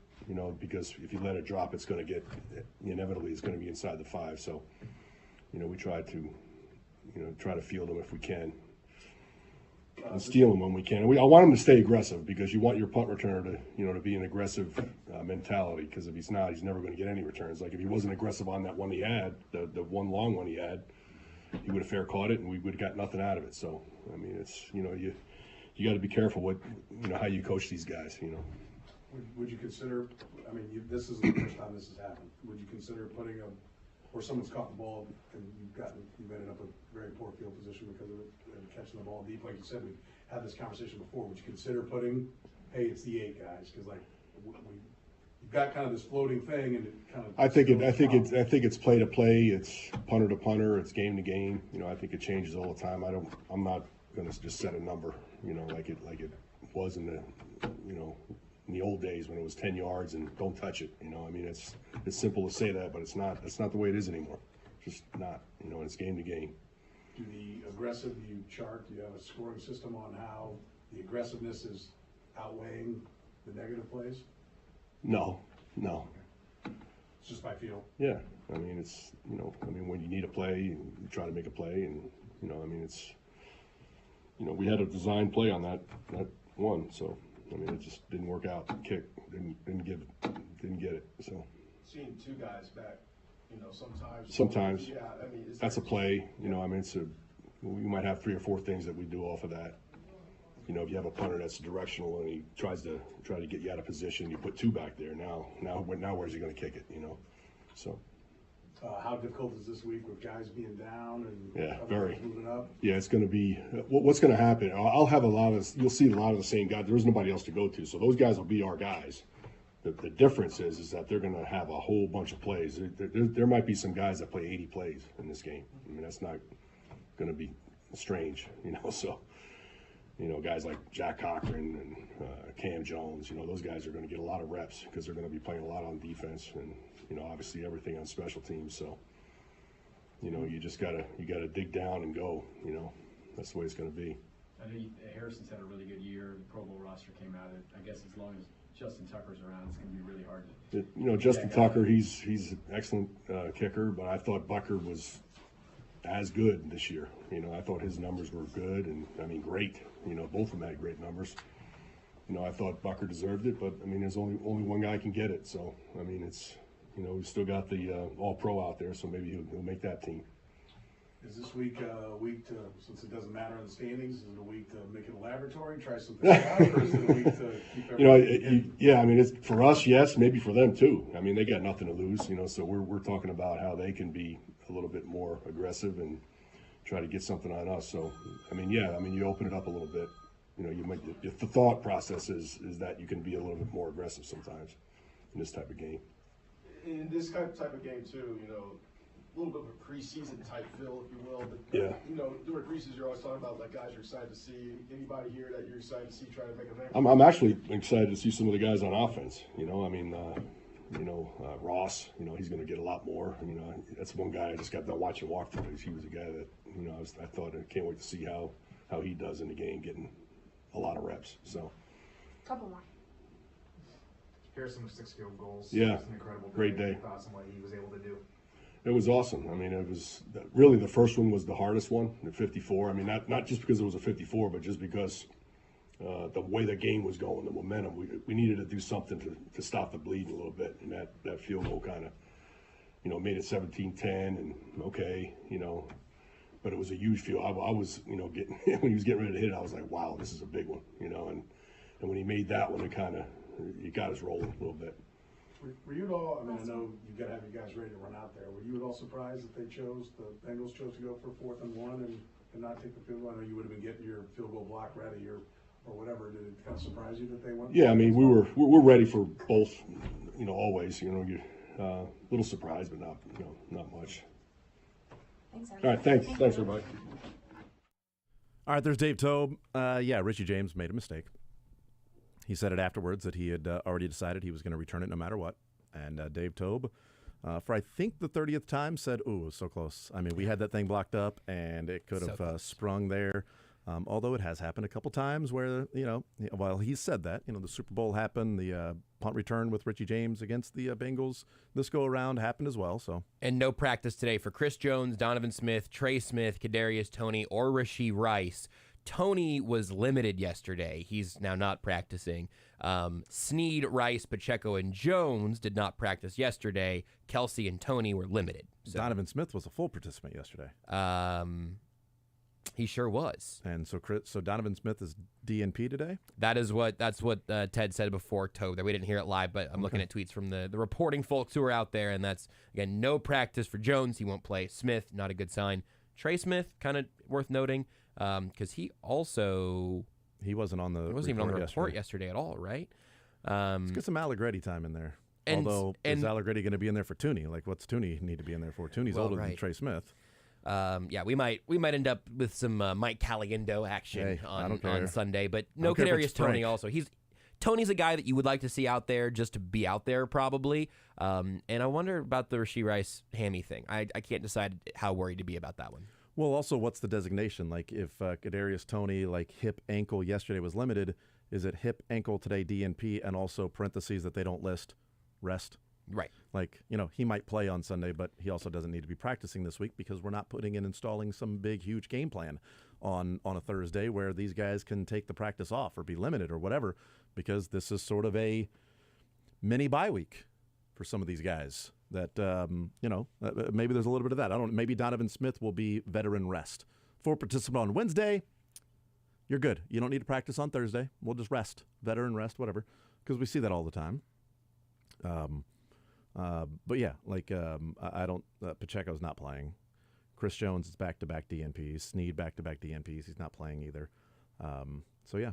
And if with Rice, even if it's just like a hamstring that's a little bit legitimate, and you think, hey, just don't sprint this week, and we'll talk to you on Monday, that's totally cool with me. But I do wonder. I don't know. I mean that's about as devastating to this offense as it can get this side of Mahomes, Kelsey, and maybe people are going to laugh. Maybe Jawan Taylor, because now you're playing Lucas Niang. I mean, it's just like the next jump down there is bad. But I mean, I think Rashee Rice is probably third on your offense in terms of needing that dude on the field. Although if Taylor's out, then I would put Wanye at right tackle and Joe Tooney at left tackle and put an Allegretti there. Yeah, that's true too. That's what I would probably do. You could do that right now. Actually, you could actually just do that. I wouldn't be leading a picket line out in front of Arrowhead if they did that. Yeah, no, that's a good point. So Rashee Rice is the third. Yeah, I guess Isaiah Pacheco has an argument on some level too, but he's obviously not playing in this game. And we know I feel pretty good that Pacheco will play in the playoffs, and he will look like the Tasmanian devil as he's running through whatever defense they get. That's right. Rashee Rice, hammy, a little concerning in Week 18. Go ahead and take the week off, man. Yeah. Take the week off. They've talked about the rookie wall, how he has sort of busted through that. Great. I mean, you've busted through the rookie wall. Now take some time off. You get a second bye week for you, bud. As you go into the playoffs, man, just be ready to go there. You can, get a mental break, get a physical break, but also just sort of be around and, getting ready and having meetings and talking with Mahomes same way you would during the week, just not with a specific game plan. Or maybe he's in there. I mean, obviously he would be in there, but maybe he's going through all of the different game plans just to keep fresh. You're listening to Sports Radio 810 WHB Kansas City. We will hear from Steve Spagnuolo. We will hear from Matt Nagy and some assistant coaches as well. So, Trey Smith is sick today, by the way. Oh, samesies. So, yeah, right. Well, and you know what? And you're a full participant. What's right. Trey Smith's excuse? Damn right. I'm not limited today. I got 4 hours. The rest of the injuries would all be the same as yesterday, but that would explain that just from what they gave. Tony was the hip, Rice hamstring, Snead calf, Donovan Smith neck, Chris Jones groin, but Trey Smith is sick. So that's not like a new thing that happened in practice yesterday for those concerned amongst us. No, it's good to know. It's very good to know that Trey Smith is just simply sick, because if he's sick and can't go, oh well.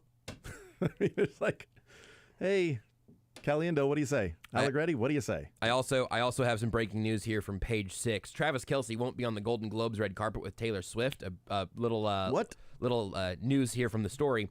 Sources said that he will be busy gearing up for the NFL playoff season and not on the red carpet. We're told there will be no swanky after parties for Kelce either, as he will fly back to Kansas City with his team right after the game. Oh, no. I guess he's in L.A. either way. I mean, he could have. So those pesky playoffs. I saw that because Nicole Arbach from The Athletic just quote tweeted with, yes, a job with job requirements. But you got to start asking yourself, like, does Page 6 need an NFL correspondent? I'll do it. But, I mean, also, like, if this is a committed relationship that, each person has half of their hands in, like, how many times has she shown up to support him in his job? He's gone to one concert since they've been together. One? Oh, I flew down to Argentina. Now, listen. He can't go to the Golden Globes? She never went to a Chiefs game before they were dating, so Kelce has one of those chips to cash in. Maybe that counts for, like, 3, Yeah, that's right. How many times were you at a Chiefs game, Taylor? I was at your concert. I was supporting you before I needed to support you. I also don't even want to play this game or do this bit with you, because the alternative is that Travis Kelce retires and just follows Taylor Swift around the world. And honestly, that sounds amazing. It sounds like a hell of a way to just spend your summer. And I just would like for Travis Kelce to keep playing football for as long as he's physically capable. That actually sounds terrible. You'd hate that? I hate that for him. I don't think he should do that. Jet setting around the world. I don't think he should Money do that. is no object. I think he's got plenty of time to do that in his life. That's true. Plenty of time. That's true. Just He's not bucket listing at 73 years old, 75, 70, 85 years old, and like, you know what? I've never been to Spain. Right. Let me just do that. Give Taylor the offseason here. 35, 36 years old. How old is he? 33? 34? You got it. I was mixing up he and Jason there for a second. He's 33, right? 34? 34 in October. 34. Yeah. He's 34 years old. Yep. I mean, he's old in the NFL, but he's young. I mean, there are plenty of 34-year-olds out there that are still searching for what their career is going to be. 100%. I don't think he needs to be, God, I better get on this whole jet setting thing, or it's going to just life's going to pass me by. So Travis Kelce is an old 34. Rob Gronkowski is an ancient 34. And weirdly, Taylor Swift, a very young 34. Yeah, absolutely. She's in the prime of her career. I mean, that's amazing. How many albums is she going to release that are just going to be platinum and superstar albums? Like, she is just getting started. Gronk, Kelce, and Taylor Swift are all 34 years old. It feels like they're in some different places. I really hope he doesn't go to the Golden Globes, because that would be such a distraction for this team. That'd be such a distraction. For him to stay there on Sunday and go to the Golden Globes and then return on Tuesday after his off day on Monday, having a day off, that would be a really bad distraction. And there's one thing we know about this Chiefs team. They're struggling because of distractions. Well, listen, I mean, I've been pretty anti the whole blame the only woman officially associated with the team deal. It feels sort of lazy and misogynistic. But here's the thing. Maybe it's 5D chess. Maybe MVS has been too busy looking up for the press box to the suite to see if he can see Taylor Swift instead of tracking the football. Yeah. I mean, he's looking back against the Eagles. The ball he drops is looking back towards the suite that Taylor is in. Did he catch a glimpse of Taylor Swift and drop the football? I don't know. It was blinding. I'm not sure. The distractions are so bad on this team. It's ridiculous. It's getting out of hand. And as somebody had pointed out over the weekend, that maybe Mahomes and Kelce should spend more time getting ready for games than on TV, because everybody knows that when those commercials run, they actually film those that morning. Those are live every time. Yeah, it's incredible. They don't just film those in a couple of hours. They actually takes months to film those. And each time you see a State Farm commercial playing during a game, they did that within the hour before the game just to freshen it up. Yeah, just make sure you had a clean one. Absolutely, yeah. People don't realize that these DirecTV commercials were all filmed maybe in one day. Even the new ones with the guy excited about a touchback. Oh, yeah, touchback. Andy Reid has actually said the word nuggies tens of thousands of times. I mean, think about how often it's just on across networks and stuff. I mean, it's a lot of filming. They should get off TV. Enough of them going and recording commercials every day, because there's such a distraction with this team. And the fact that Patrick Mahomes has an entire film crew following him around in his house, in his life all day, that is so distracting. There's no way he's going to win MVP in a Super Bowl with that distraction of trying to make a reality TV show. Are you bleeping kidding me? There's no way you're winning a Super Bowl while actively producing and starring in a reality show. There's no way. You could never do that. You can't have those distractions. And plus, I mean, dating Taylor Swift is just totally different than dating the biggest, supermodel on planet Earth and having her at games and everybody talking about her being. It eventually became old hat, but what distractions those were for Tom Brady after he left his pregnant girlfriend for Giselle. Like, there must have been a lot of distractions that were taking place with Giselle being there. I can't believe that they would be so successful all those years with him married to a famous model. What do you think is distracting Matt Nagy and Steve Spagnuolo from getting to the podium? Taylor Swift. She's not there. They're just talking. Yeah, they are about her, not to her, just about her. They're actually finishing up in theaters the Eras tour movie. They must. Boy, like, would have been nice we timed this wrong. This was supposed to be done at noon. Dang it! It's gonna go till 12:15 now. But I'm not leaving. There's a secret song. You're going to leave before you have the surprise song? No way. Media can wait for us. They're all jackasses anyway, like Travis said yesterday. That did hurt a little bit. Listen. Does he not include himself in the media anymore? That's a funny question. He is. Hosts a podcast, talks about football, takes questions. There's a lot of people in the media. We can't all be jackasses, right? I'm not saying a very high percentage. I'm not saying 95+%. I'm joking. I think, but 100%. 98. Fine. Yes, there's probably a decent amount of people that are not jackasses in the media, just as there's a decent amount of people that aren't jackasses in any other career. All these jackasses who kept saying the Chiefs wide receivers weren't getting better this season, outside of Rashee Rice. Shows you. See what happened then? What do you know? That's right. MVS had a catch. How many catches did you have in the game, media guy? Less than MVS. One fewer catch and two fewer drops. I did not drop a pass in the game on Sunday. I didn't. I didn't get targeted either, so I'm not I don't have the ability to getting open. So I don't have that going for me. Red shirt kind of situation for me this year. Yep. But hey, here's Spags. The movie's over. They pull me in all different directions. I know that, Sid. See that? Production meeting, Adam. What are you gonna do, right? You guys were in before. Good afternoon. Happy New Year. Happy New Year. I don't think I've seen everybody since the New Year, so appreciate you being here. I'll open it up and let you fire away. Steve, you're probably going to be playing some young guys on Sunday. Anybody in particular you're eager to get a look at? Sure, all of them that don't normally get in there, but you know, I tell you what's going to be the hardest thing is, you know, some of these guys are still going to have to play special teams, but the guys that have typically been on special teams, Jack Cochran, right, Cam Jones, those guys will play. Leo will probably play a little bit more. On the back end, Dion Bush, right? And he's played for us before, right? He's been when guys have gotten hurt. Anxious to see those guys. Up front, Felix, BJ, if we get him there, Malik, if we get him up and, you know, on the active. I always love watching Derek and Turk play, you know. Neil will be probably inside there. So all of those guys would be excited to watch play. Now, during that, I'll be praying nobody gets hurt. That'll be the thing, right?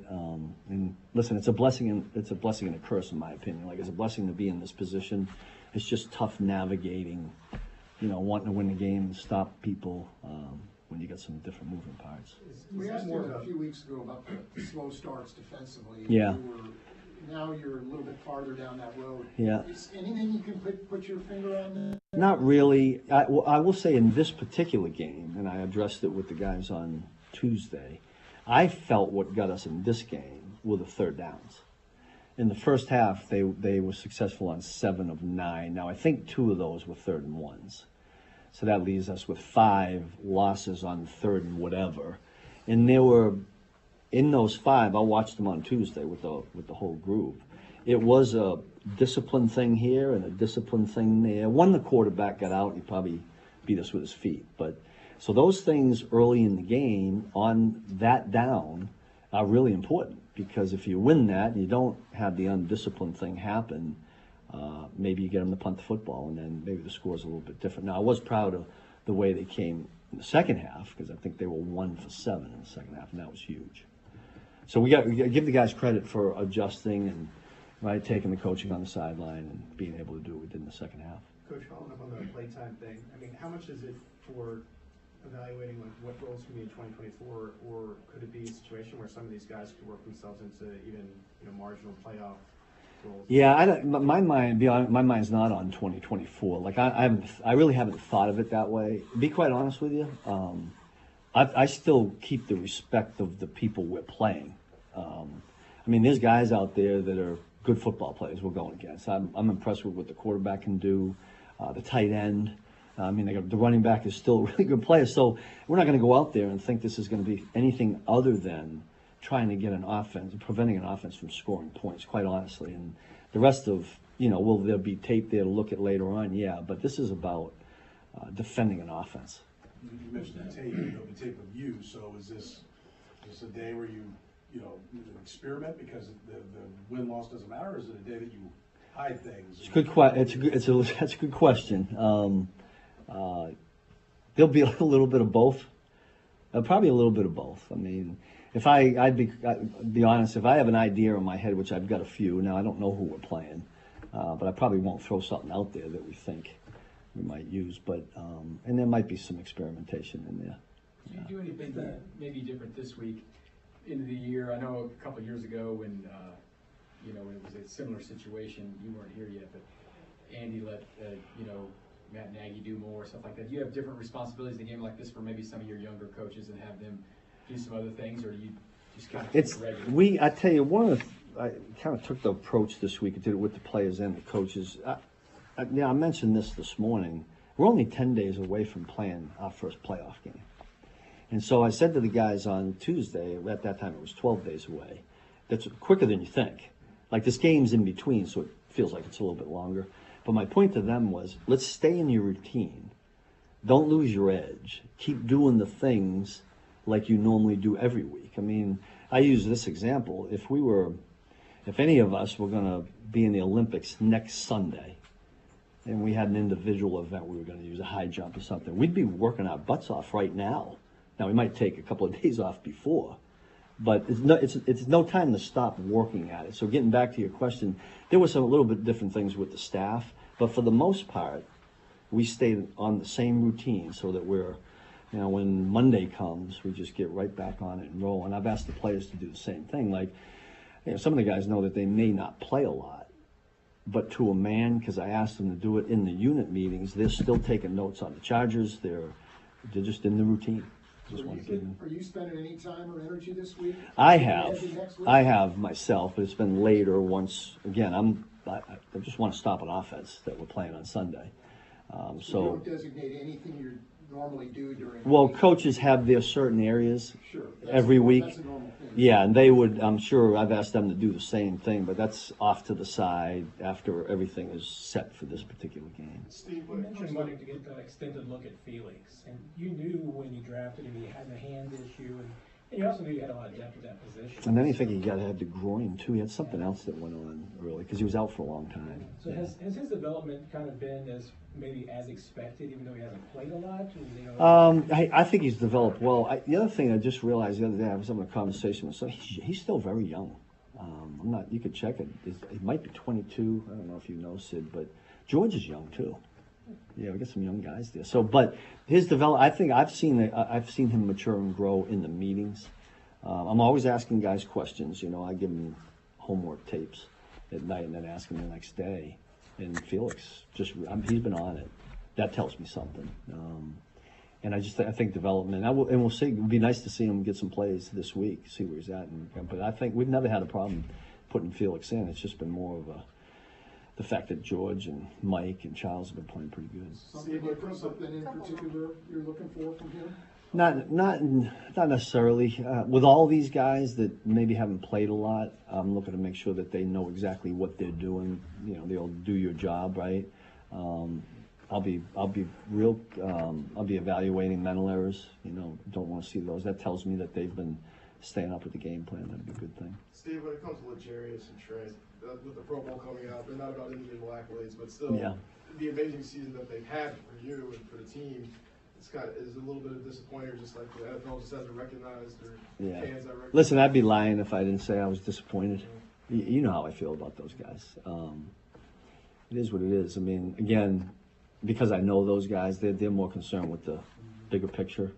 But yeah, disappointed is a pretty good word. What about milestones? Are you concerned about Chris Jones needing a half a sack? I would love for Chris to get that. I think that's always good.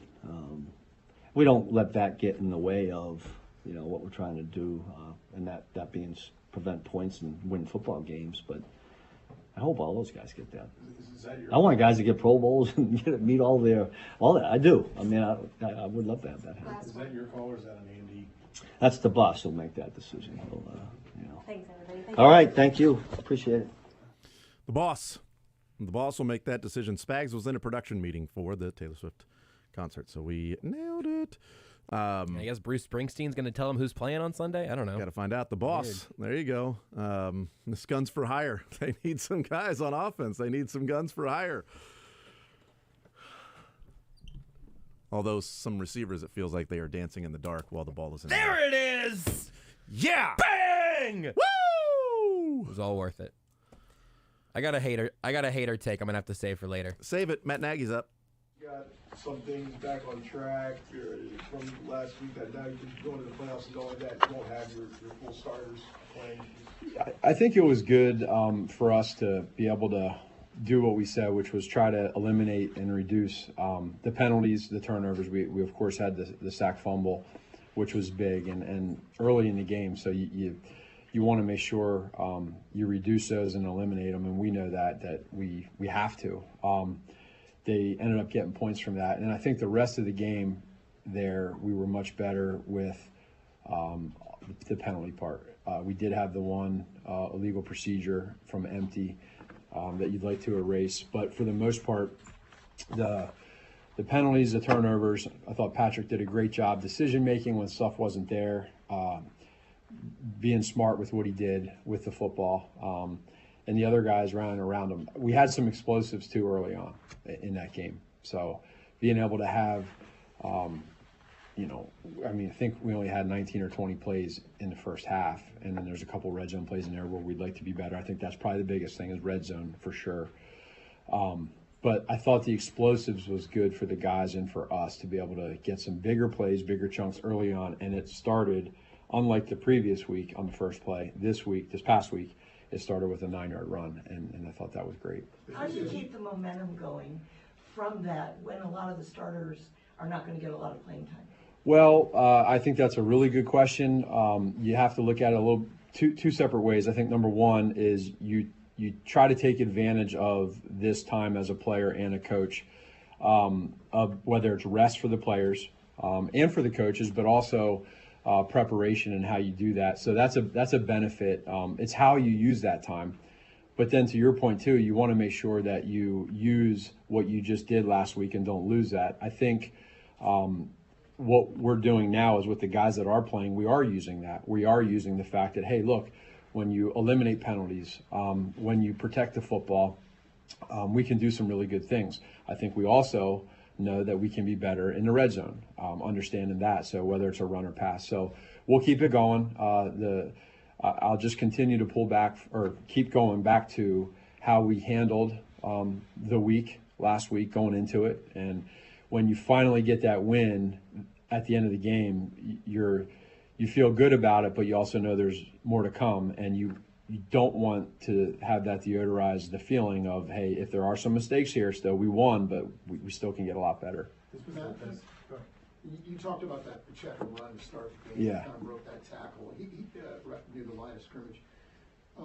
He really gave you guys a lift last week. What do you miss when he's not in the lineup? Well, when you look at what Pops does, I mean, he's first of all, the football player, he's only going to continue to get better and better. He's learning himself, sometimes even patience through the hole, when to hit it with speed, when to be patient, let it develop. The tempo of that, he's going to continue to grow. But the one thing he does is go 100 miles per hour 100% of the time. We feed off of that. He's a young kid that's a great personality that all he wants to do is win. And, every team usually has one or two guys on the team that's over the top with the excitement and in a good way, and he's our guy with that. So having a young guy like that brings the juice, not just on game day, but in the practice, after meetings, he's always positive, and I just appreciate that about him. This was the best deep ball game for Pat in a while. Do you sense that being maybe a breakthrough sign of things to come, or more so isolated lapse in some of the Bengals coverages? No, I mean, there was, obviously, we're well aware of the one breakdown that they had, and that's a part of the game. There's probably a lot more breakdowns that go on defense where things like that happen, maybe not as aggressive. But, in our situation, that's been something that we haven't been able to have as many of. And so it is when you're able to, whether it's that or whether it's just, that was a great catch too. It was a great ball. It was a great catch in stride. So when you have those, whether it's as a play caller, whether it's as a team, whatever it is, it's a breather, and it's rhythm. It's being able to have rhythm. It's not first, second, third, first, second, third, first, second, third. There's chunks. And so now you get a big play. Now you want to be more effective in the red zone. But, having 4 plays in that game over 35 yards was good. And that's a start. We know we have that within us. We just got to do it more consistently. Now, when you said that Patrick did a good job when stuff wasn't there, I just wonder if you could expand on that. What did you see him do? Just whether it's taking off and running, there's a few plays where it wasn't there, he took off and run, or if there is a time where there is a play that's there and he feels fast in the pocket, gets off the progression. Now it's don't take a bad sack, right? A coverage sack, throw the ball away. He had 2, they brought 2 nickel pressures to the field in a bunch set, and he's play actioning and turning around, and there's 2 guys in his face right away. Being able to get the ball off and not take an 8 to 10 yard sack, that's a smart decision. 3rd and 10 plus in the red zone, one of the hardest plays in football.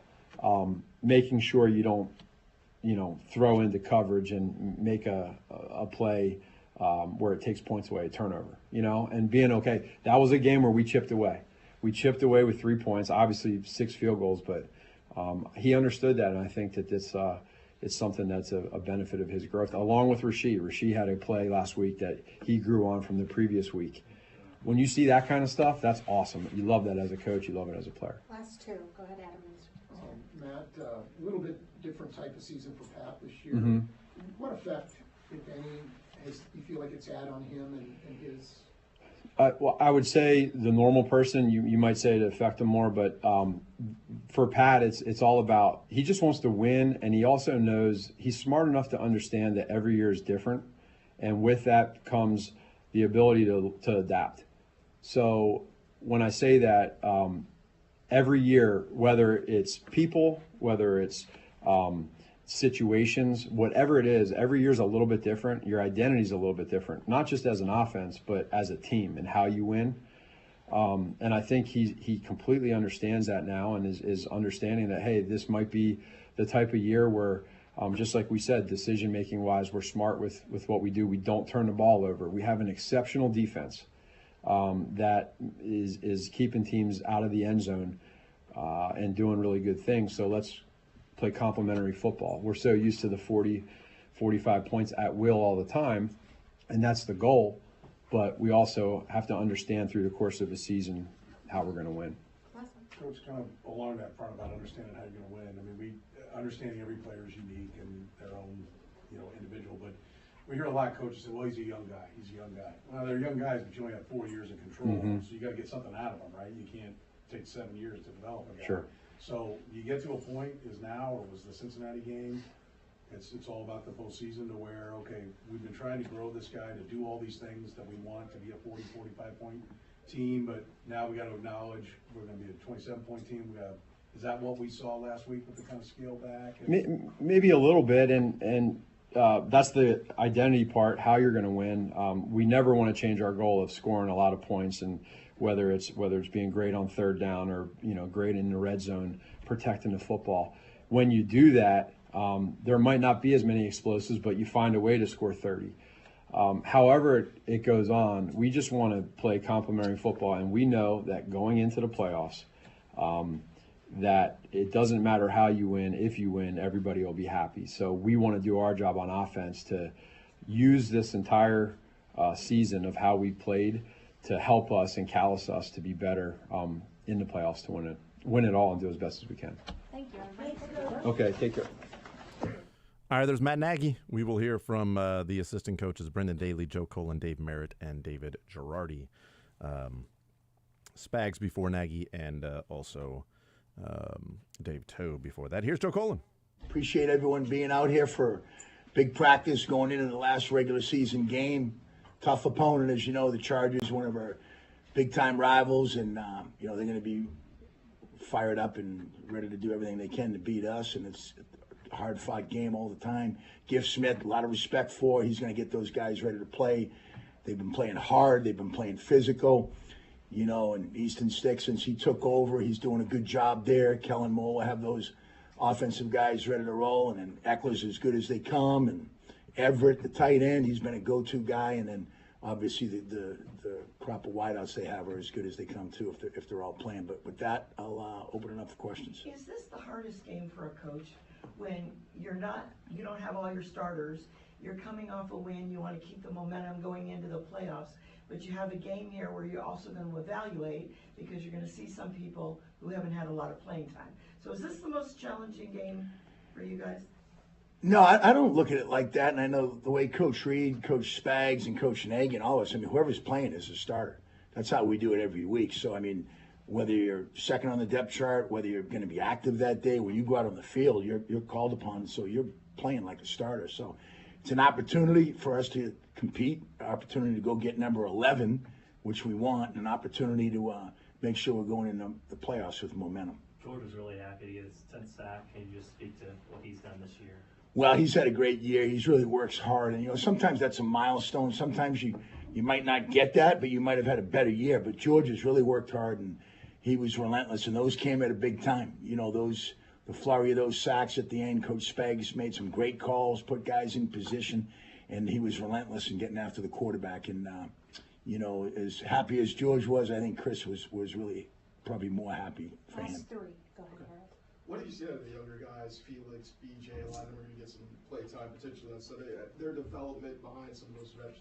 Well, a lot of times, as you go through the year, like I was just saying, talking about Felix got thrown into the fire early. George had to play early, but Felix was getting about 20, 25 snaps a game because we went in the first game without Chris. B, Charles was limited during the 6 games we didn't have him. So it was an opportunity for him to really show who he was, and he did a really good job. He was getting better, and we focused on him playing in that nickel package, on third down. And then when Charles came back, he was still rolling in that role. And then as we evolved into the season, Charles, Mike Dana, Chris, George, Turk, all were doing a great job. So it was hard to get another body in that position, but he's doing a great job, and he's only going to get better. And he'll play some this week like he has every week. And BJ, BJ's working hard, and opportunity to, you have a hat on Sunday to go show what you can do. Go ahead, sir. Coach, you guys have had a couple of volatile moments on the sideline. I know you and Chris, and we saw Willie and Charles kind of going at it. That's usually something that's a finger point thing. You guys are one of the best defenses in football. That's obviously not what's going on. I don't think it is. I mean, No, not at all. So sometimes, if you sit around the D-line at practice or you sit around the D-line on the bench, that could happen every other series.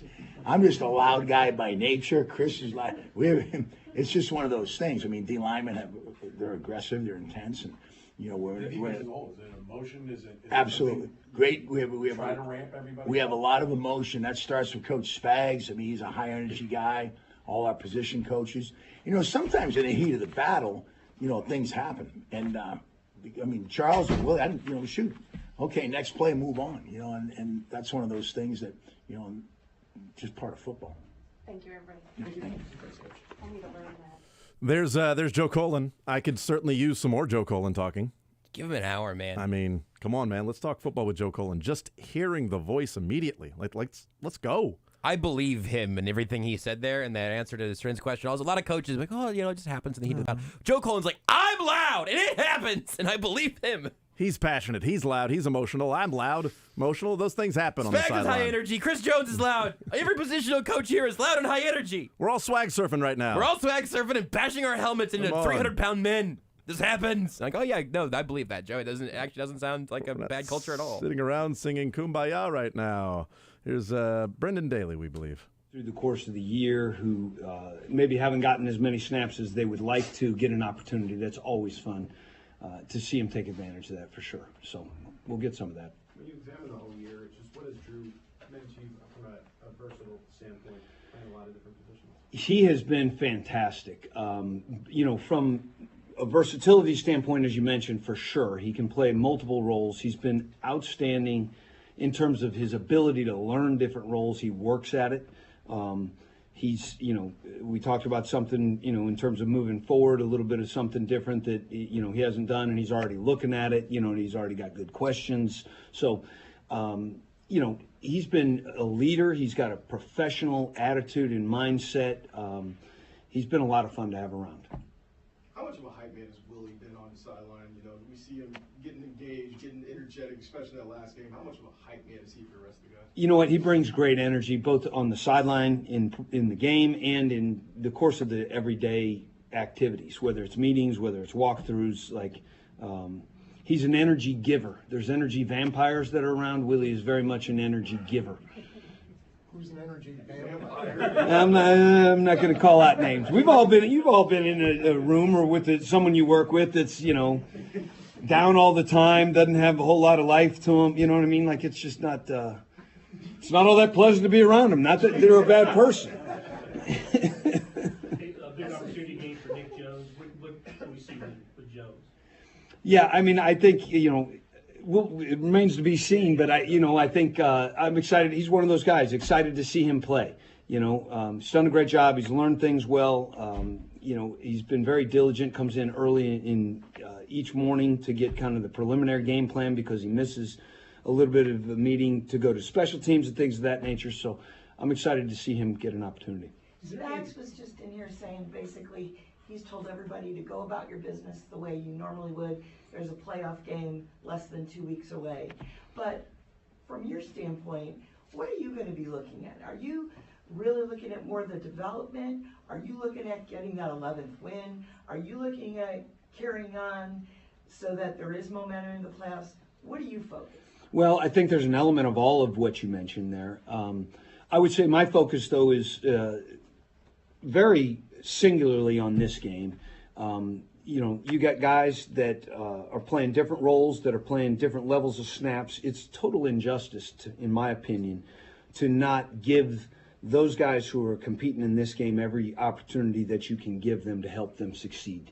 And so, to me, that's where the focus is. I've gone about this week very structured and regimented, which we all are week to week, and tried to stay in that framework. We'll get to next week. There's really not much we can do about that at this point. And to be honest, there's so many variables flying, still bouncing around in the air. Like any work you do is probably going to be time misspent in some regard. Is there any experimentation that you want to try and do this week as far as maybe seeing guys in different positions? I don't know how much of that we'll get into. Like, there's kind of some emergency type of situations that you got to be ready to deal with that may create some of those situations, which, to be honest, that wouldn't be an awful thing in some ways. With every negative comes a positive. One guy has an issue, somebody else gets an opportunity. So we're getting a little bit of that as we work through the week in terms of guys maybe preparing for maybe a second or third role that they haven't necessarily been ready to do in the past. So I do think there's some value in that in terms of guys growing, learning the overall system, understanding the big picture as opposed to just their specific role. There's certainly value to that. Do you feel like you guys are finding a happy medium for getting Drew and Nick both on the field and getting them enough snaps to take advantage of what they both have? Yeah, I would say, we feel good about where that's at least I do personally. I mean, honestly, you'd like to get them all more. You'd also prefer not to play 70, 100 snaps of defense in a game too. So there's a flip side to that. But it's worked out pretty well. I thought Nick got in a pretty good rhythm in this past game, after all that he's battled through from an injury standpoint, from a conditioning and all of those type of things. And Drew continues to make plays when he's out there, regardless of what role we put him in. Thank you, everybody. Thank you. Yep. Thank you. All right, there's energy giver Brendan Daly. Brendan Daly, who is not an energy vampire. Never. He's not that. But Willie Gay is an energy giver. He is not a vampire. What if he just started naming names that were energy vampires? Funny. Well, you got this guy, you got that guy. This energy Go even vampire. simpler. 11, 24. Just ripping the offensive on the side. other side of the ball. Yes. Find a way. I mean, you're slandering someone else here. I don't know. mean, I don't feel like that guy's Sky Moore's that guy. He did not deserve that stray. That guy's a defensive coach, and somehow MVS is getting thrown in the mix there. If he could have, maybe I thought MVS would want to be in the mix. If he went to former players or stops, maybe guys who left the team, there's some options here. Dave Merritt, we're told, is en route and maybe in the room. You know who's really an energy vampire? Not Dave Merritt. No, definitely not. Oh, is he here? Darn, I can't finish that. You know what? The beautiful thing about our country is that people are able to voice their opinion. They're able to vote. And so the fans decided that he wasn't good enough to make the Pro Bowl. I know if I was a defensive coordinator, he's one of the first guys that I'm going to come and grab because he's probably one of the more complete corners that I've ever been around in my building as far as when it comes to tackling as well as coverage. So I just told LJ even last night that, hey, no matter what happens, just always stay humble, stay hungry, and, stay positive and stay prayed up because, hey, your time will come. And he's the type of young man that he's not going to put the spotlight on himself. And that could be one of the reasons why, because he's not flashy or flamboyant. He kind of does his job and goes up under the radar. How did he take the news? To be honest with you, he hasn't talked about it, which is LJ's style, and hasn't said a word. And everyone else have made comments about it, but he hasn't said one word about it. I'm assuming whatever of your guys aren't going to play this week, Mm-hmm. I'm assuming he's one, probably Trent and maybe Justin Reed. What's your advice to them on how to stay in it this week? How do those guys? Yeah. If you're not going to play, how do you kind of keep your head in the game? I think it comes back to Coach Reed and his leadership. So that's Andy's decision, whether they are going to see however much playing time they're going to see. And so for them, what we've done all week long is that they've gone through the process as if we've preparing for the Super Bowl. Meaning, as I've said before, we have 2 separate walkthroughs that we have all of our guys working, and so not one thing has changed this week as far as being out there at practice. And so keeping your head in it is really more so these young men have to understand that you're a professional football player, and you have to understand that whether you play 60 snaps or whether you play 5 snaps, if you don't go out there and put your best foot forward, you can risk injury. And so every guy is ready to go. Every guy is going to be in a situation where, hey, if your number's called, make sure you go out there and perform. Dave, you were in the accelerator program back in May. Yes, sir. Now you're trying to get involved and you're doing well with the defensive backs. Mm-hmm. Kind of a you question, but how much did that accelerator program maybe help you in terms of trying to determine your future and getting involved? Do you think that system works for guys like you? Yeah, I do. I think that, being able to meet all 32 owners at the accelerator program in Minnesota, Minneapolis this offseason was an eye-opener for me as far as seeing the owners outside of our ownership cap on, so to speak. They were able to lay their hat down. And so being able to interact with the owners and being able to allow them to see who I am and my personality, I think it does nothing but build bricks for the next generation. And I told my son, who's a coach at Barton University, Devin, I said, I went there to lay a brick for you. I've been in this league for 27 years, all right, and I've been blessed. If God doesn't do anything else, he's done enough. I said, but me going there was to lay a brick for you and to bring back some knowledge for you and maybe even some of your friends. And so at that, I would say that it was a tremendous experience for me. Jumping off of that, Dave. Yes, sir. Just the fact that you and Steve and most of the assistants have been together for so long. Yes, sir. Successful defense, no other opportunities are taking y'all away. Have you thought about that of building your own defense as a coordinator? Well, one of the things, if I can answer it this way, one of the things that my wife Yolanda and I spoke about decades ago was that no matter what, I wasn't going to pursue any type of coordinating job while my kids were young. Meaning then is the fact that I wanted to be there Friday night games. I wanted to be there Saturday if I could to go to some games.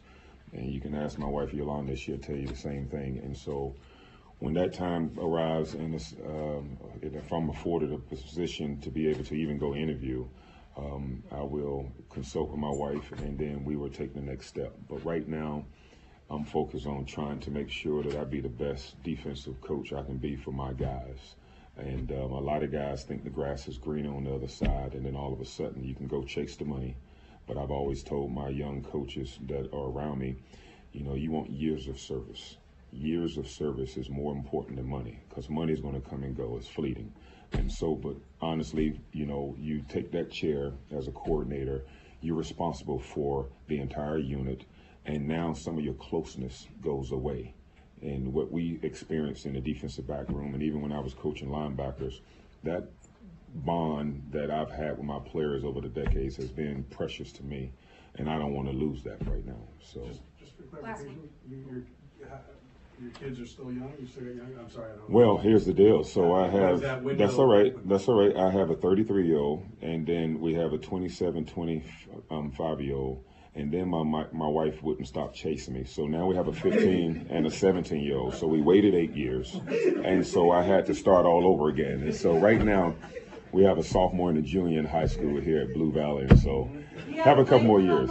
Hey, I'm just saying, it's not my fault. I just wanted to ask you about Shavarius obviously did make it. And you were with him for a while. What you thought about seeing him make it? Interesting. Shavarius and I were talking last night. We text each other back and forth, and I congratulated him. And I'm just so proud of another young man who came out as a free agent. We snagged him from Dallas and brought him here. And then in his second year, he had a chance to actually lay his hat down and go out there and just play, stop overthinking things. And then he just grew, just like LJ from his first year. They both just got better and better. And you're just improving in increments. And so But Ward and I were just talking last night, and I'm thrilled that he had an opportunity to get his name called. All right? All right. Thank you. There you go. There's Dave Merritt, whose wife would not stop chasing him around. Listen, we want him to keep being an assistant here in Kansas City. I appreciate his wife. I know, right? She's done a great job. Yes. That's awesome. And his junior in high school is a damn fine player, and is already receiving national. I shouldn't say already because he's a junior going into a senior year, but he's a top 150 composite player in the country, top 20 linebacker in the country, and offered by all the local schools. So yeah. Here's David Girardi. Yeah, I mean, at the end of the day, we wanted to be able to get the guys to go out, play fast, be confident, and all those things. And so we simplified some things, let the guys go, get out, get set, go play. I thought they did. I thought the guys, they ended up executing the plan, and we were very efficient. I feel like as an offense, and that was, a lot of us just trying to let them go play. Is that the same this week when you've got a different cast of characters? Not all the starters are playing? Yeah, you always want, at the end of the day, you want the guys to be able to go do that. And whether it's the starters, whether it's other guys, and at the end of the day, let them go play. That's really, what the plan is. How different is Gabbard in the way he throws a pass? And is it as hard as Mahomes? And what do you have to adjust to for his style? Yeah, Blaine, he's a smart guy. He's seen a lot of football. He's been in some different offenses. So I think from that standpoint, just he's good with seeing the field, seeing the progressions and all that. Arm talent is there. It's a little different than Pat, but it's definitely they have their strengths. But it's similar. Matt talked about being proud of Patrick kind of rewiring what he does based off of this year's team to play complementary football. I just wonder how many of those conversations have taken place for him to maybe do something differently this year based off of the defense yet. Yeah, I think that's a constant, conversation that we have. We got to see how the defenses are playing. It's a week-to-week basis, and then also the trend of the year, what's kind of happening. And so it is a constant conversation that we just got to, again, be efficient with the ball, and if the deep shot's not there, take the check down and all those things. So it's been a gradual conversation that we've had throughout the year. Dave, a little bit different type of season for him than he's had since he's been here. What effect has that had on him, do you think? At the end of the day, Pat's competitive and he wants to win. And, we've had, success. We've had the opportunity to win the West here. So I feel like, from his standpoint, that's all he wants to do. He just wants to win. And so regardless of how that's done, whether it's thrown for a lot, whether we got to hand the ball out, whatever it may be, at the end of the day, he wants to win. And, we've been able to do that. David, how much of the simplification this last week is just self-scout versus game plan against the Bengals defense? It's always going to be a little bit of both. You always have to evaluate, what you do well, but then also how to attack, the opposing defense and what they do, what are their strengths, what their weaknesses. So it's a little bit of both.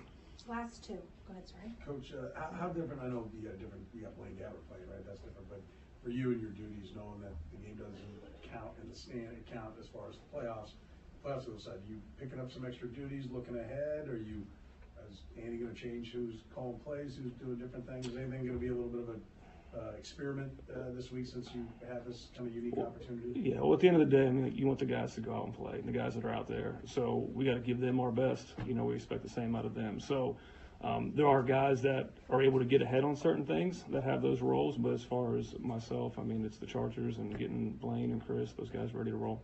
Last one, Nate. David, what have you learned most about Patrick this year?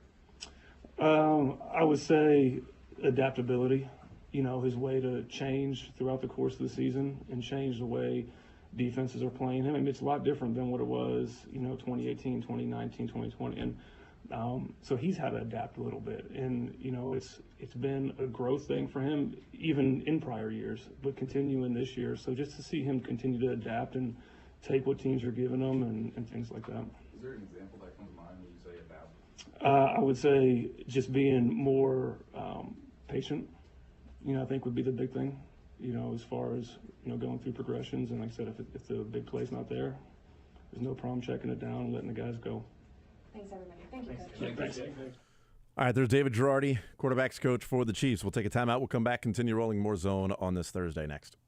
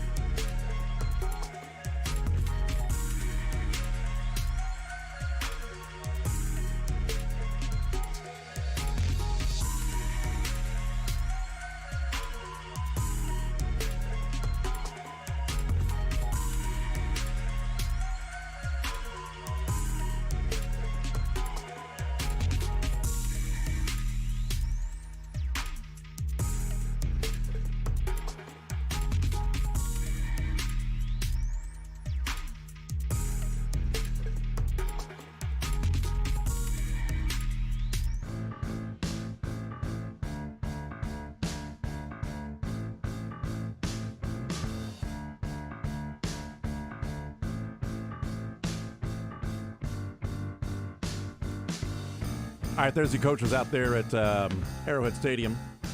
We'll play some sports or leisure coming up at 1 o'clock, presented by Johnny's Tavern. 913-381-0810. A few takeaways from the coaches / coordinators, just very quickly. Don't have a whole lot of time to expand, but there were a couple things on the defensive side, defensive line and even linebacker connection. You know, I'm excited to see FAU play this weekend. I want to see him play the entire game. Yep, me too. B.J. Thompson, Neil Farrell. Love that they rattled off a lot of those names. Mm-hmm. Thought it was interesting when Spags was talking about Felix, the developmental process and all of that. So he thinks he's been developing well, doing all of the homework and the meetings. You've seen him there. That's all great.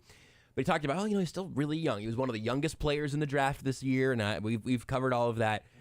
But I thought it was interesting when Spags said, George is young too, which is a credit to George Karlaftis. That's a good thing for George Karlaftis. Yeah.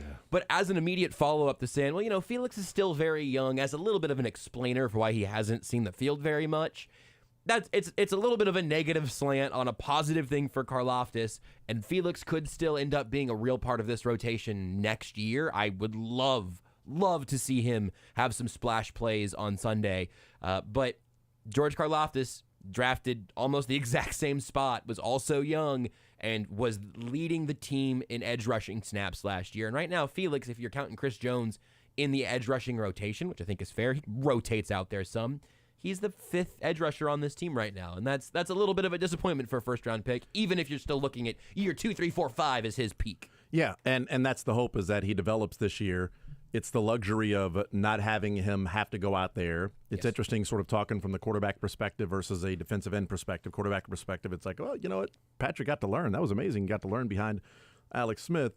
And I think you see the opportunity that is not there for Felix right now, because before Charles Omenihu was playing, Felix's playing time was 27%, 24%, 49%. That was in the Bears game where a lot of the backups played the last quarter and a half or so. But 22%, 35%.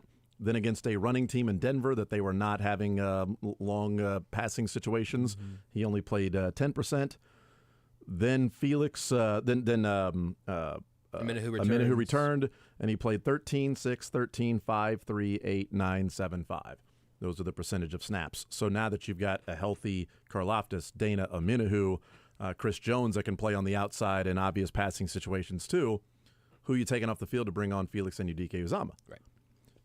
I know he's a first-round draft pick, and people are like, well, you should have your first-round draft pick there. Totally agree. In a position group that you rotate through as much. To a degree. I agree to a degree. Right.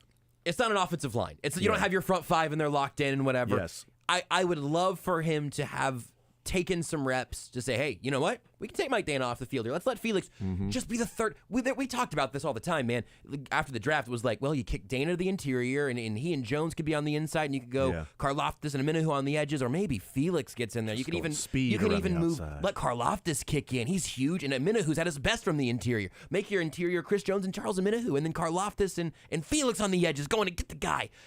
We haven't seen Felix force his way onto the field anywhere. It doesn't mean his career is over. It means we have not seen him force his way onto the field. That's all it means. But it will be nice to see him play this weekend, and it will be nice to see some juice and see some pressures and see him, making some plays out there to where you go, see, it was just a matter of opportunity. Which would be fantastic. And then they can, if he shows that, show it in the playoffs also. Again, 5 to 10 snaps a game would be enough, that seemed like impactful. That would be enough for me to think, all right, Arrow's pointing in the right direction. And we just haven't seen the guy. Yeah.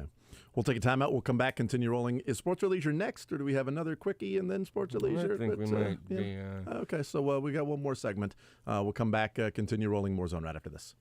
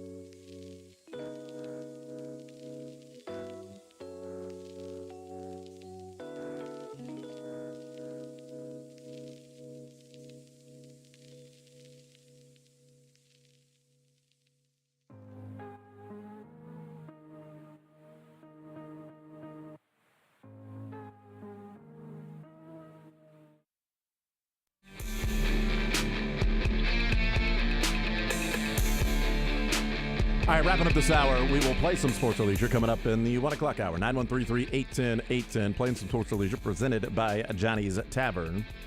And then we'll get into a lot more things tomorrow. That cutting room floor, that's what happens sometimes when you've got 6 assistant coaches that talk today along with the coordinators, or 5? 1, 2, 3, 4. 4. Like I said, 4. 7 total. There you go. 4 assistant coaches and the coordinators talking today. But that makes sense as they head into a game where not a whole lot riding on the line, and they'll be doing more scoreboard watching than paying attention, and the emotions and interest being at an all-time high level against the Chargers. It'll be what happens in the games before, and certainly what happens in that Buffalo and Miami game. Sports or Leisure next.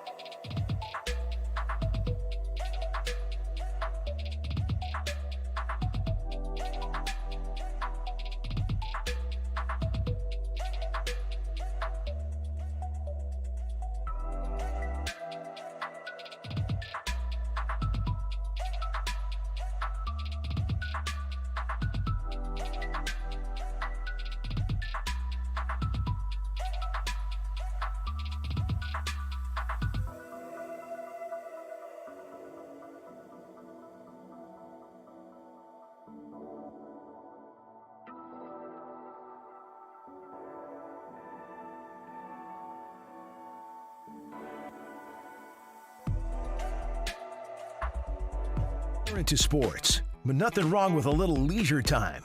Why not both? You're going to have a heart attack by the time you're 40 if you don't learn to relax. It's time for sports or leisure on The Zone with Jason Anderson. All right, we continue right here on Sports Radio 810 WHB. Jason Anderson with you. Josh Brisco, Dylan Michaels. Time to play a little sports or leisure. Did want to pass along some college basketball news. It sucks for Kim English at Providence. The news sucks for Kim English. It doesn't suck for Kim English right now because Providence ranked number 23. They just lost to Seton Hall, so may not be ranked anytime soon. But they also just lost their first or second best player, if you want to call it that. Bryce Hopkins, their most efficient player, tore his ACL in the loss to Seton Hall last night, which is debilitating for that team. And now, I mean, it was a two-man group with Devin Carter and Bryce Hopkins. And now, I mean, sucks for any school to do that, you know, in a season where you're like, hey, this might be a fun year. Like, they are showing that they are developing and playing some pretty good basketball, and Kim English taking over in year number 1. And this team's 11-3, 11-2 going into the game last night against Seton Hall, and to lose Bryce Hopkins and also the game, but you'd rather just lose the game and Bryce Hopkins. So that's some news out of college basketball. Came down a couple of hours ago, but did want to pass that along in case anybody cared. I don't know. Maybe it's just Soren with Big East basketball around here that he's still probably a big fan of, even though Syracuse left, 10, 11, 12, 13 years ago. It's been so long. But his youth at Syracuse was Big East, and those games at the Garden. All right, 913-381-0810 is the phone number. 913-381-0810, the phone number to be a part of the show, part of the conversation, and also just Kim English fans. You know, Missouri fans that are rooting for Kim English to do well. So, You think that's a large group? You think? Me. That's good. Okay, cool. I'm happy to support that. I root for Kim English. He's one of my favorite Missouri basketball players of all time. Can we figure out a way to brand this in a way that you could just wearing maybe it's just a Kim English jersey, but it also says English on the front. Well, that's gonna seem like you're rooting for the country. You could get an English soccer jersey. Well, I mean, I will take a Kim English jersey if you want to rock a Mizzou Kim English jersey my way. I mean, but it can't also be Mizzou though. Why not? We're gonna have to Why can't it be? Because then it's just a Mizzou jersey. It's the reason why I am rooting. You could wear it backwards and wear a jacket, and then it's where the name is on the front. I think maybe that's your play. All right, you can do that. Okay, very good. I'll grab you one. All right, little sports or leisure presented by Johnny's Tavern. $25 to Johnny's Tavern. It's on the line. You get a sports question, get a leisure question, get them both right, you win. Get either of them wrong, you lose. But the question is out there, available for someone to call in and request if you know the answer to it, or you Googled. I don't care. We give out the answer when somebody answers it correctly, or we have simply run out of time to play. That is how you play the game. And $25 to Johnny's Tavern, the premier sports bar in Kansas City, 10 locations in Lawrence and Topeka as well. It is Johnny's Tavern and the home of the day after a Chiefs game when you're getting the percentage off a specialty pie, New York style, there at Johnny's Tavern. Some fantastic pizza that they have, and 25% off headed your way this last week. And we'll see what the percentage is this week against the Chargers. Blaine Gabbert is the guy who can get you the discount. You guys scored a lot of points in college, you know? You take these guys' college games, Justin Ross, Blaine Gabbert together. Come on now. Kadarius Toney at Florida. Woo-wee. Wow, that's a great point. Cole Hardman at Georgia. Man. Trying to think of who wouldn't take that trade. Mike Dana's a better player right now than he was in college. Yeah. I think this has been a good evolution for him. Yeah. Florida Kadarius Toney would be nice. I would just sort of I'd take that.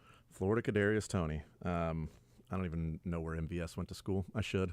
He's from Florida. I can't remember where he went to college. I should know that. Honestly, I should know that. Yeah, me too. We do the where did he go and from game all the time. Me and my friends. He's a free agent, so we didn't. North Carolina State and South Florida. Oh, okay. I did not know that. He's from St. Pete, though. So that's why it didn't really register with me. So there you go. And by the way, with as we we'll hear more from we heard from Dave Merritt today, and an interesting information of him saying he'll pursue a defensive coordinator position. He'll pursue that after his kids are out of high school, that he wants to go to Friday night football games, and he's got a sophomore and a junior, or a freshman and a junior right now, that are at Blue Valley. And, it's a lot of fun for him probably Friday nights watching his son Dawson play, because I had mentioned that, top 150 player consensus nationally. And if you are just keeping score, since the beginning of November, he's received scholarship offers from K-State, KU, Mizzou, Oklahoma, Utah, Arizona, Arizona State, Kentucky, Oklahoma, Nebraska, and NC State. His dad went to NC State. Those are decent football programs by and large. Here's the thing. His dad went to NC State, just thinking about this right now, and Dave Doran from Kansas City and going to high school and coaching at Shawnee Mission, going to high school at Miege or Aquinas. I can't save you on that one. Yeah, sorry. But coaching at Shawnee Mission, Hey, Dave, stay the hell away. All right? I don't care, legacy or not. You get the hell out of here. You too, Dan Lanning. You guys left. Dan You stay Lanning. away. We're like Land Danning. What? But yeah, his son is a baller, man. He is so good.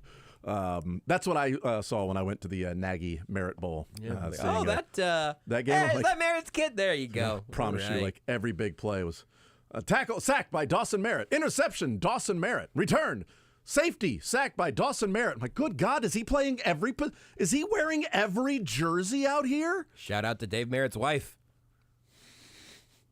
You know that Vince Carter graphic? You said it twice, but I got one more in me. She had two more in her. Apparently.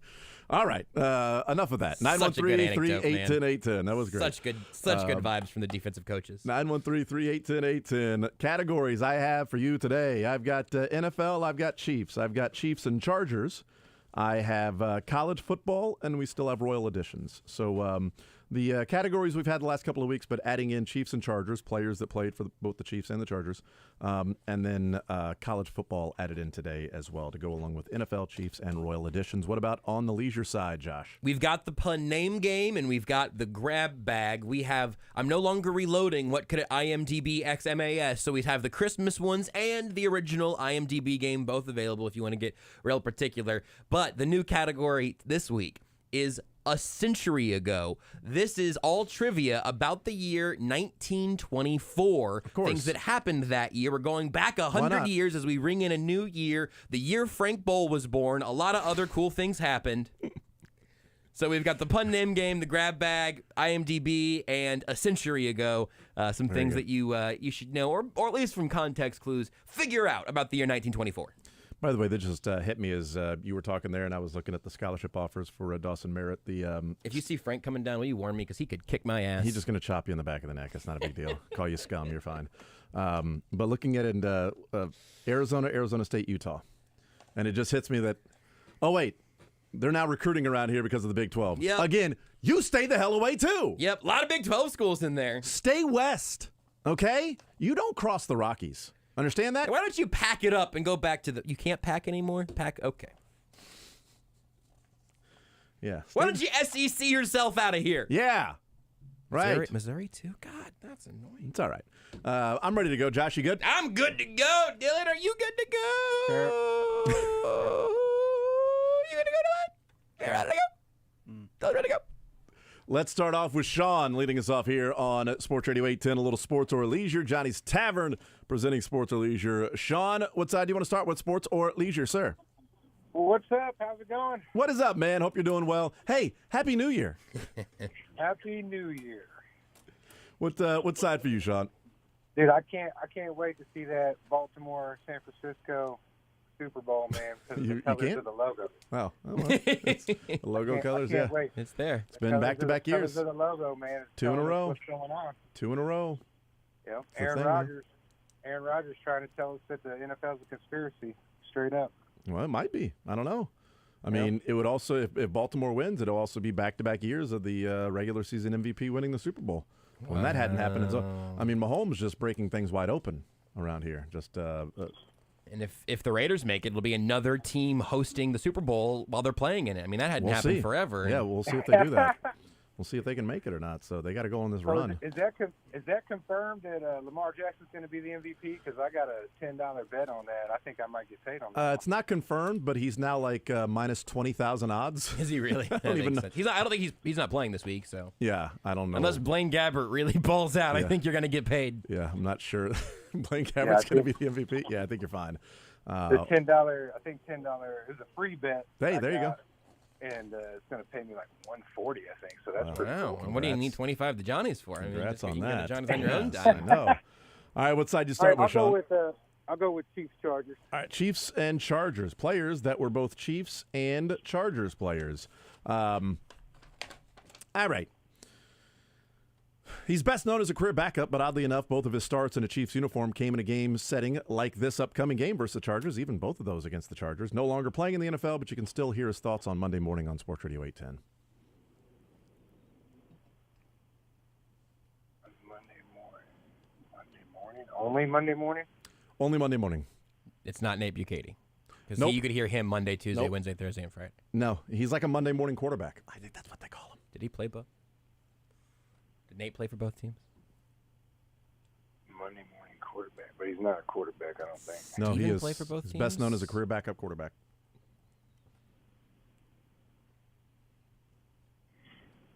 Well, the only person I could think of is like maybe Chase Daniel. Is it Chase Daniel? It is Chase Daniel. That is correct. Chase Daniel is right. I almost gave out the hint, like, well, this guy's also rooting for Kim English, but I thought that would be too easy. There you go. I thought the question was easy anyway. All right, over to Leisure with Josh. What category do you like?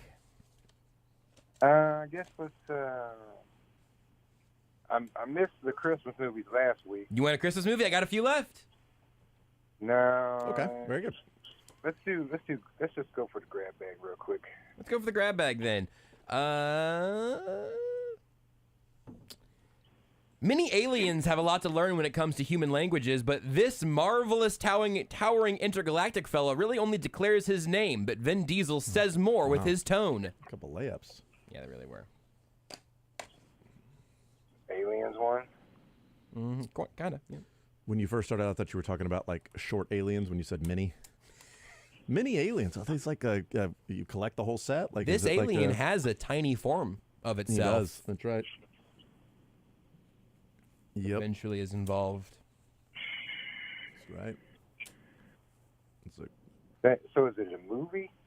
This marvelous, towering, intergalactic fella really only declares his name, but Vin Diesel says more with his tone.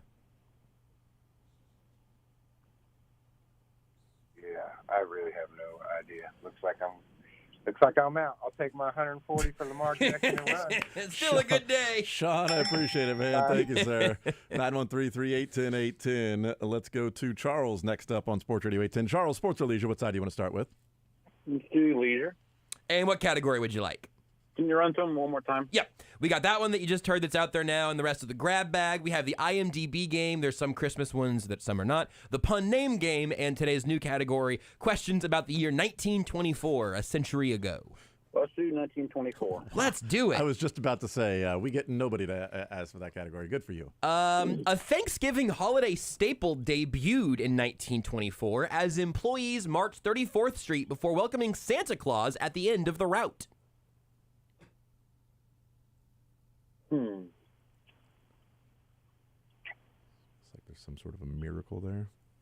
Yeah, theoretically. Like, I think I asked about that movie a couple of weeks ago. I think you're gonna divine this one out here. That was not the word divine is not a hint. I'm just thinking you're gonna ferret this one out. Also not a hint.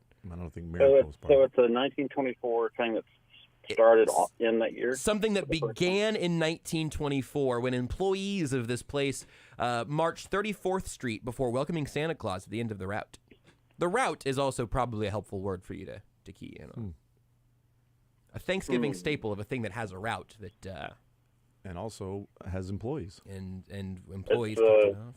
Wouldn't it be the Macy's Day Parade? It absolutely would be. I did not know it was 100 years old this year. That was new to me. So there you go. I'm learning too.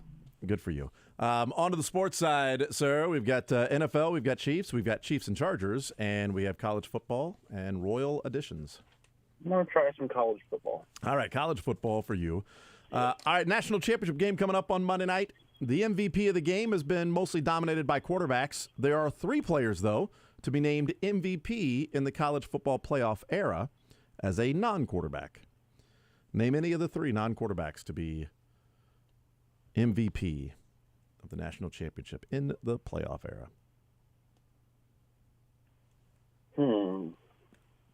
MVP.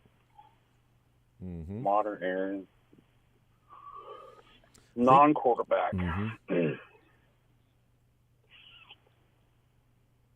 He had an amazing game, Dylan. Amazing game that night.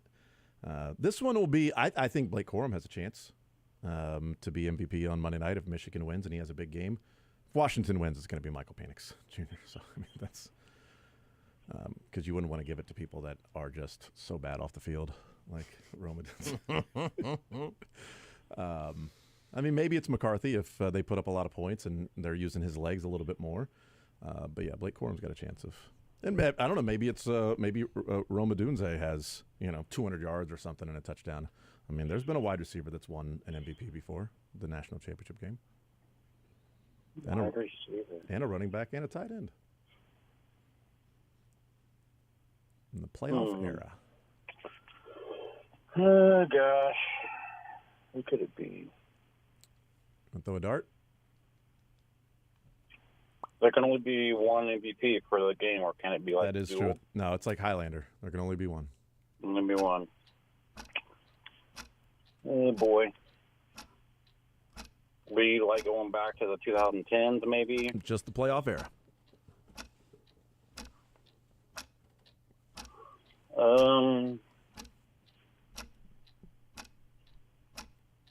And go. I'm going to try Try it. Linebacker Ben Ballware. No, it is not been. Charles, thank you for playing, man. I appreciate it, sir. 913-381-810. Avery next up on Sports Radio 810 WHB. Avery, Sports or Leisure, what side do you want to start with? Sorry, this one's Avery. I am Groot. No, what side do you want to start with? I don't speak Groot. I don't speak Avery. Zeke, O.J. Howard, Devontae Smith question. You're not playing the game, Avery. You're an undertaker. You're a vulture. You come here and you find the dead scraps left over and you think, that looks delicious. That's right. The vulture. That's a great You're a way to vulture. describe it. It's a great way to describe it. What category you want, Avery? You gotta be questions about the 1924 Washington Senators. I was, actually. That's also on my list, yeah. And specifically, that's half of an I don't answer. know why they would be relevant in 1924. But anyway. I do think Avery has my Google Doc. That must be. I got to check my settings because I do have a question about the 1924 Washington team. Now, when you switch to the camera on Josh, is it from behind Yeah, him? are you- It's just specifically his computer? Is that what the deal is? No, I've made sure that there's no answers on the screen. Very good. All right. I got an answer for you on the screen, Avery. Don't do it, Josh. Don't do it, man. It's not worth it. He's not worth I was it, okay? really hoping he would, that Sean would miss that sports question because I wanted to call him Chauncey Von Danielstein. Chance McDanielson, okay? We would have also accepted Chance McDanielson. Avery, I'm not going to say this again, but Happy New Year. Yeah. We'll put you on hold. Congratulations. Thanks, guys. Yep. Yeah. No, you're welcome. He no longer gets questions that are out there. He's got a bat leadoff, I guess. The question is out there available for someone to call in and request unless you're Avery. And really, guys, I mean, just don't. Here's the thing. Here's what I'd like for the callers to take from this moment today. Start taking it personal. You're coming in here, you're getting half of your questions right, and then you're leaving a freebie out there for Avery to come in and take your Johnnies. That's right. Avery's kicking down your door and eating your pizza. He's not giving you half. No, For he's helping him not. Along the way. In fact, You gave him 2 halves of pizzas. That's a whole pizza, by the way. He put them together and got a whole pizza. You gave him 2 $12.50 gift cards. That's just $25 Believe gift in card. yourself. But that's the point. Stand for something. Yes. Stop Dylan- getting punked by Avery. The answers, though, to that national championship game MVP, as he said, Ezekiel Elliott, O.J. Howard, and Devontae Smith. And as Dylan said in our ear earlier, how did the middle one have not fit with the other ones? O.J. Howard was amazing in that game. He had like 100 and something yards and a couple touchdowns, and then he got drafted in the first round, right? Didn't work out from that standpoint, though.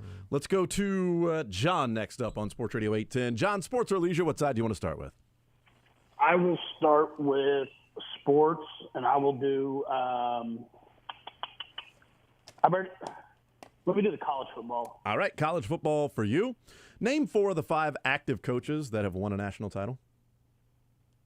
Saban, Smart, Dabo, There's 3. and I don't know. It counts. Jimbo would be considered. It counts. Yeah, Jimbo. Yeah. Okay. Okay. Yeah, I mean, he's not retired. Right. You know what I mean? Yeah. Like Guys he's- who coached this year. Yeah, he's just right now. He's not currently employed there. Do you know who the 5th one is? Just for S's and G's. I'm assuming you're saying Urban Meyer's not. Yeah, Urban Meyer's not active. No, no one who's won at LSU. Yeah, right? This guy still coached this year. He's still coaching right now. In fact, he played in the bowl game, or he coached in the bowl game, and it was. I think they ended up losing the bowl game. Ryan Day? No, it's Mac Brown. Oh, Oh, holy bleep! That's right. Mac Brown at Wow. Texas. He's been out here for a minute now, Mac Brown. I forgot about Mac Brown. At Texas. But you got 4 of them, so you're heading over to Leisure with Josh. Wait, what category would you like? Let's do the Christmas movie. Let's do it. I was about to Google Mac Brown because I forgot that there's a second half to this game. Michael Caine stars in a unique rendition of Charles Dickens' classic tale. Muppets. Muppets Christmas Carol. Ding ding! Well done, yeah. You made me nervous there at first, but Josh is I had to give as few. Josh, I'm a stickler when it comes to the Muppets. I am. I needed you to say at least the word Muppet and the words Christmas Carol, and I was going to give it to you. I mean, you can butcher any other movie, but you don't mess around with the Muppets. It's so good. I watched Never it seen again this Christmas. Have you really not? It's No, very never seen good, and the kids would love it. Yeah. Yeah. I bet they would. Yeah, they're not going to watch it, but you I bet can they tell would. me movies that I should see as an adult, and I'll tell you movies that your kids should see as kids. That's a perfect exchange. That's a pretty good trade. Sounds great. John, we're going to exchange your information with Dylan, and he's going to hook you up with $25 from Johnny's Tavern. That's what's going to happen now. John, appreciate it, man. Thanks. Absolutely. 913-381-810-810. Let's bring in Craig to the conversation. Craig, Sports or Leisure, what side do you want to start with? What's up, guys? What's up, man? Sober October. And happy Memorial Day to you. Yeah, you know who it is. I'll take that 1924. Okay, 1924. Any question? Shout out to Frank Bull again. Well, I can't. It's so hard for me to find the thing. Here we go. In 1924, the first director of the Federal Bureau of Investigation was appointed. Who was he? J. Edgar Hoover. Bam! Nice job. Bam! Nailed it. Well Listen, done. man, we're all learning about 1924. Well done. Some of you guys know this stuff. Yes. On to the sports side, sir. We got NFL, we've got Chiefs, we got Chiefs and Chargers. We have college football and Royal Editions. NFL, Chiefs and Chargers. What was the other one? Just regular Chiefs, and then college football. And Regular Royal Editions. Chiefs. College football and Royal Editions. Chiefs and Chargers, maybe. Okay, Chiefs and Chargers for you. Let's go with this one. This former San Diego Charger played 1 year for the Chiefs. He made some big defensive plays the year he played, but did not get to the Super Bowl while playing in the AFC Championship game in the Andy Reid, Patrick Mahomes era. Widely thought about last year that he was going to re-sign with the Chiefs. He didn't, but he is a Dolphin right now trying to make his way to the Super Bowl. Wow. Mm-hmm. This sounds reasonably easy. Long-time Charger. Long-time Charger. Yep. Big part of the Chiefs team, defensive team a couple of years ago. Big part of the Chiefs defensive team. Mm-hmm. All right. Yep. Mac Brown. I got a lunch buddy with me. Okay. All right. All What's right. the rest of it? He's a Miami Dolphin now. He He's a didn't, Miami Dolphin now. yeah, didn't make it to the Super Bowl with the Chiefs. Didn't make it to the Super Bowl with the Chiefs. Wait until I tell you about speakerphone. I have a shadow. I have an echo. What do you want to be when you grow up? I want to be an echo. I've never cheated before like this, but I mean, cheating implies like an attempt to get away with it. Yep, defensive player. Made some good plays that year. Wasn't brought back. Kind of assumed he would be. Mac Brown in 2021 and 2023 thought lost he the was going Duke's to be Mayo brought Bowl. back.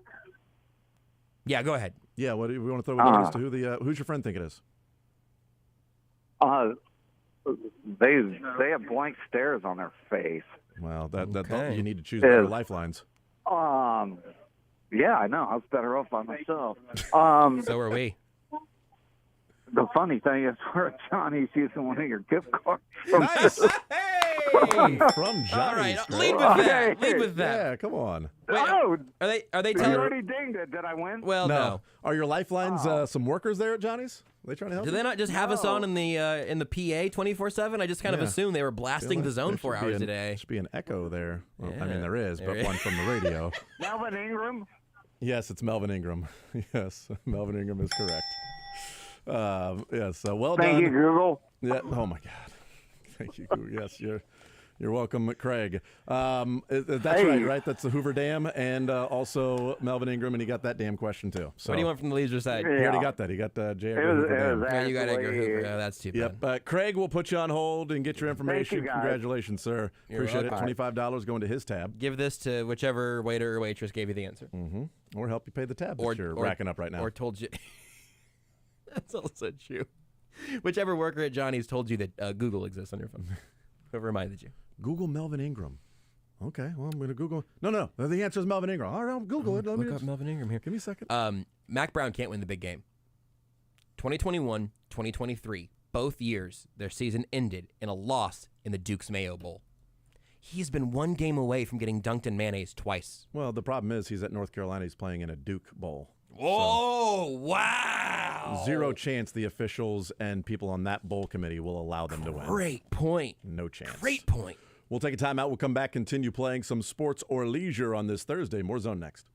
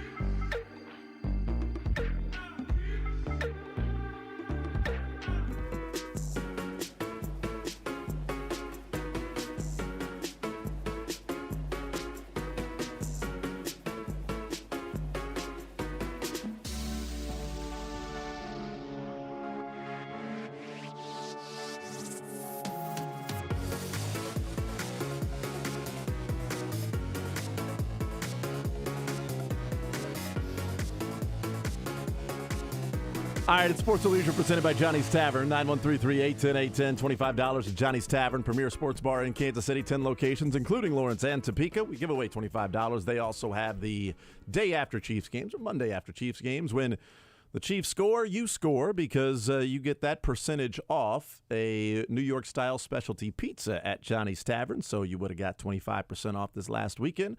We will see what that percentage off will be on Monday after the Chiefs and Chargers wrap up the season. 913-381-810. We go to Matt next up on Sports Radio 810 WHB, a little sports or leisure. Matt, what side do you want to start with, sir? Start with Chiefs and Chargers. Chiefs and Chargers for you. Okay, that one's already been answered there. All right, you've been waiting a while, so let's do this one. One of the more underrated free agent signings by Brett Veach. He's had to fill in on defense when he's played with the Chiefs, with almost no drop-off. One of his 4 sacks actually coming against the old team in the Chargers. Drew Tranquill. Yeah, I mean, I couldn't really give much, right? I mean, I tried to be vague as much as possible without just saying, Drew Tranquill played for the Chiefs and the Chargers. What's his name? We got an active one in there. That's all right. Yeah, there's an active one. There is an active one. I'm going to give you the hardest leisure question I've ever had. I don't know. What category do you want? I don't even know what category. Is there a name game out there? There's a pun name game out here. You know I'm going to give you a good one if you ask for the pun name game. Do it. Known for his range from vacation to community, this actor just couldn't stick in one landing spot for very long, despite the fact that the Bears traded a second-round pick for the man who Tyreek Hill later called a vending machine. Oh, yeah, I got it. Nice. I like it. I didn't realize he called him a vending machine. Yeah, I think it's because he looked huge. I don't know. Yeah, I don't think that's a compliment, though. It doesn't really seem like one. But the Bears traded a second-round pick for the man. Uh-huh. Did they just release him then? Chevy Chase Claypool. Yes, Nice indeed. job. Well done. Yes, indeed. Well done, sir. We will put you on hold, Mag. Get your information. Congratulations. Well done. Thank you. It's as easy as that. Super duper, baby. 3-810. Chevy Chase Claypool. Chevy Chase Claypool. Let's go to You know he was in a Christmas movie? What's that? He was in a Christmas movie? Oh, really? Yeah. You should watch it. It was pretty funny. No, I doubt it's any good. Okay. Yeah. Especially if it's like the third installment of like a series or something. I'm not going to watch it. The threequel's never as good. The best ones are probably already given in the first two. So Yeah, probably don't so. need to do that. Harrison, sports or leisure, what side do you want to start with?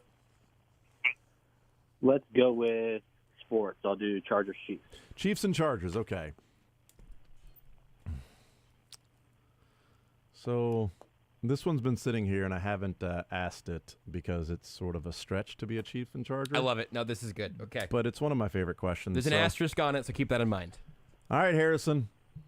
Much more known as a famous actor, this once Charger in the NFL is a lieutenant in Brooklyn Nine-Nine, but is a commander-in-chief, as well as a chief firefighter, in other credits to his almost 25-year acting career.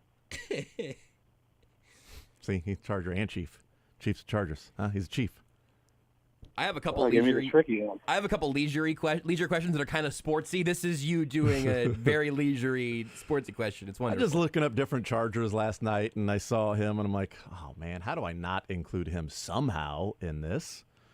Like I said, there's a little bit of an asterisk on this one because he didn't ever play for the Chiefs, but he does play a chief, the commander-in-chief in Brooklyn Nine-Nine, and also a chief firefighter in other credits. Okay. It's a 25-year career. And he played for the Chargers. That part is true. Yeah. He did play for the Chargers.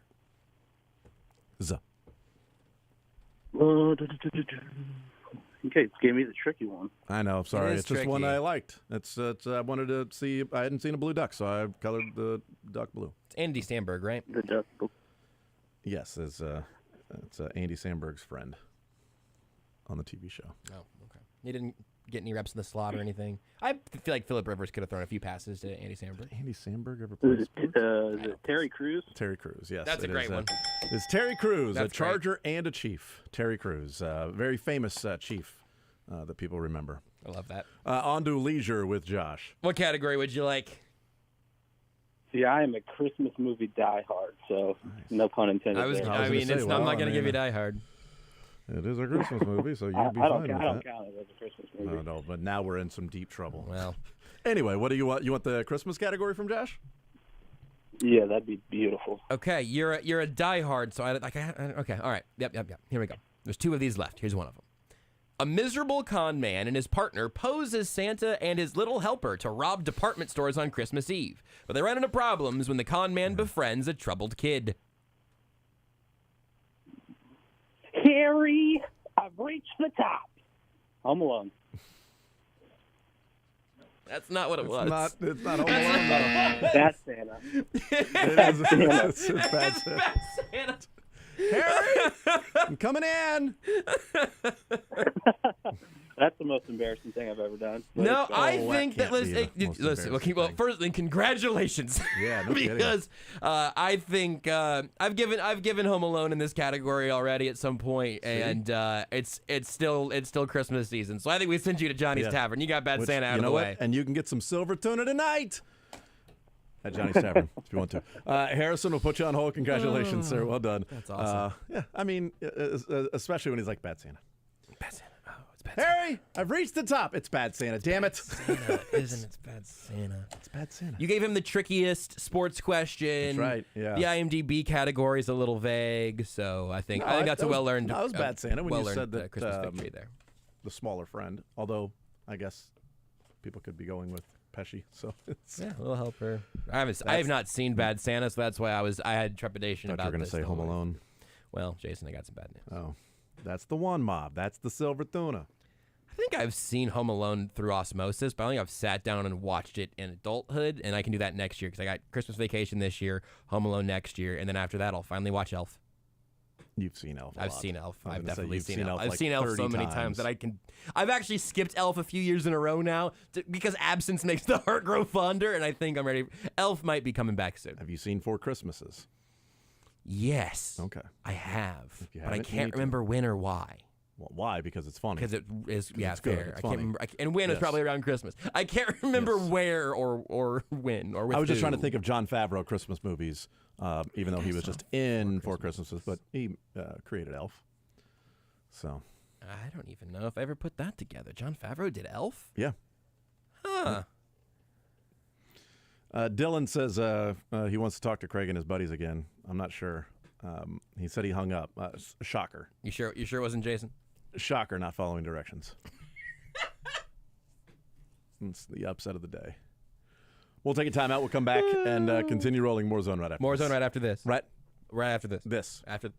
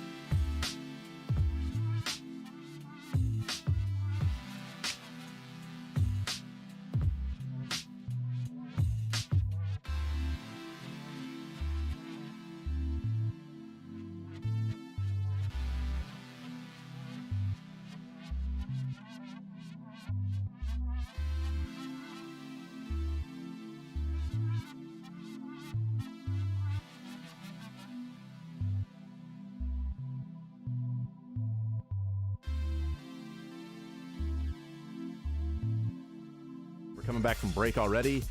You know, we're sitting here talking about Carey Mulligan and apparently the suit jacket. Yeah, she is wearing in which photo shoot is this for? What magazine? Hollywood Reporter. Hollywood Reporter, very good. She's I got a Hollywood Reporter shot here where the suit is. Looks like early 2000s NBA. Yeah, somebody tweeted. It looks like she just got drafted by the Charlotte Bobcats, and that seems right.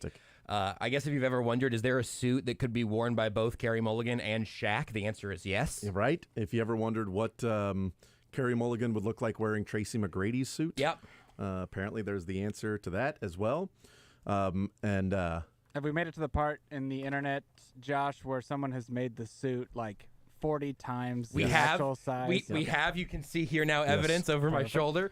NBA Paint, I guess this is not the NBA Paint Twitter account, but the same person, I believe, has been increasing the size of the jacket for every 25 likes. It has now consumed the entire screen. Every 25 likes. It doesn't seem like enough. You're Seems right. like it should be like a 250 likes will increase the size of, because I think the first couple of increases, didn't they go probably a little bit too big? Yeah. For then how many different likes? That thing was going to start blowing up. I think we're going to not. Literally with I guess the suit was going to blow up bigger and bigger. I think eventually we will have to have like an aerial view where it's like a blimp situation maybe. And just a dot for her head. Yeah, I guess. Yeah. I don't know. You have to get that smoldering, inquisitive look, and also the biggest suit ever made. But then I also offered a leisure question to Josh of who Carey Mulligan is married to. Yeah, I didn't know this. Dylan, you obviously know who Carey Mulligan is married to. It's Marcus Mumford. I mean, come on. Mumford and Sons. Come on. I mean, everybody knows this. Come on, right? I don't know why anybody would know that. Well, it's fine if people know. I don't know why I knew that. Even though they went to school together, like camp or something like that as they were kids. Yeah. Huh. Really weird. Where's Mumford and Sons at? What are they? They made music English, lately? right? Where are they at? Aren't they in the UK? That's a great question. I actually don't know where they're. Yeah. I feel like they were really massive for like 5 years, and then I haven't heard much in a minute. Well, then he got married, and she started chasing him around, and all of a sudden now he can't go be a defensive coordinator somewhere. Exactly, and she's that's just a song as old as time. I just zoomed in. He's actually in her jacket. There he is. You found him. He's just back there. Her left breast pocket. Mumford and Sons right there. Usually that's where you have the.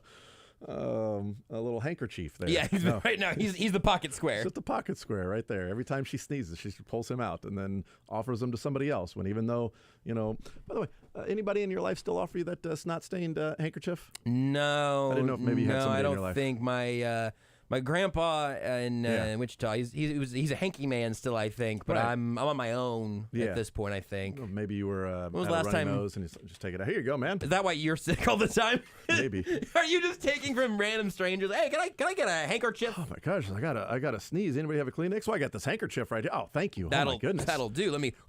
Hell of a nice guy right there. What a fella. I mean, that is just. And they say decorum is dead. I mean, how nice is that guy? I didn't even know you could get these in lime green. It wasn't. It's just, no problem. It'll be perfectly fine. All right, so I don't have any questions out there that I did not get answers to. Do you have any questions out there that you did not get answers to? Everything was answered. And then Avery called, and I think I'm good now. Got one Christmas one that you know what? I'm going to put this Christmas IMDb one in the grab bag for next week. So we'll close that category. Definitely do that. Avery got Groot, so that one's out. I want to play this clip because I think it's dumb, and we talked a little bit about it. We alluded to it a little bit. Sounds like us. In the first hour. Here's Jimmy Johnson. Ah, excellent. And distractions. And the Chiefs and some of the things and issues they've had, Jimmy Johnson has the answer. Coaches hate distractions, and they've got a bunch of them. That's why the Chiefs are struggling. They have a bunch of distractions. So if they would eliminate the distractions, they would be able to play better football. Obviously, there are no distractions on the defensive side. None. Thankfully. No defensive distractions. The distractions apparently only impact the offensive side. Yeah. They do not impact special teams except for punt returns. Punt returners are distracted. They do not impact the operation of the snap, the hold, and the kick. That is perfectly fine unless there's a deflated football. But no distractions there. Remember last year when they did have all those special teams issues and no distractions, though, I guess. Yeah. Which is good. And so there are a lot of distractions for the Chiefs team. I'm just wondering, like, what are the distractions? Taylor Swift! I mean, is that why MVS can't catch a football? It's like to be able to actually ask that question and demand a thoughtful response would end this conversation every time. It's just so generic. Explain and to me surface why level. Taylor Swift is at fault for Kadarius Toney lining up offsides, or the refs for calling it there without talking about it, or MVS's hands not working. Oh, by the way, some of the same issues that have been going on all year happened in the Lions game before she was there. Oh, that's interesting. Before Kadarius Toney was distracted in week 1 also? Is what you're telling me? That's exact. And Travis Kelce's really been struggling because of Taylor Swift. He didn't even play in that Lions game because of Taylor Swift. It's almost like winning the last game of the year produces some sort of lagging. I don't know what it'd be called. Would it be called a hangover? Maybe. I don't know. Ask Craig. I met Craig in the lobby. Oh, you did? I did. Seems like a nice Thanks fella. for listening, Craig. But he's a nice fella. He was. As far as I know. Here's the thing. Craig. I'm just happy that the Chiefs don't have a reality TV show being filmed around their starting quarterback This is every a great day. point. We should hammer this harder. Every day, in the facility, at home, workouts, rehab, constant interviews with that, confessionals, his wife, around the rest of the friends, team. rest of the team talking about it, coaches. Because if they had that, you would never have a player go and be MVP and win the Super Bowl that year. Because it's too much of a distraction. And that's why Kirk Cousins and Marcus Mariota didn't win the Super Bowl last year. Thank you. Distractions. That's the point. Kirk Cousins didn't even play in the NFC Championship game. He's not playing at all this year. He must be super distracted by his Achilles. So dumb. Really dumb. Like just ignoring a reality TV show being filmed around your quarterback last year winning a Super Bowl. But Taylor Swift's in attendance, so now they can't catch a football.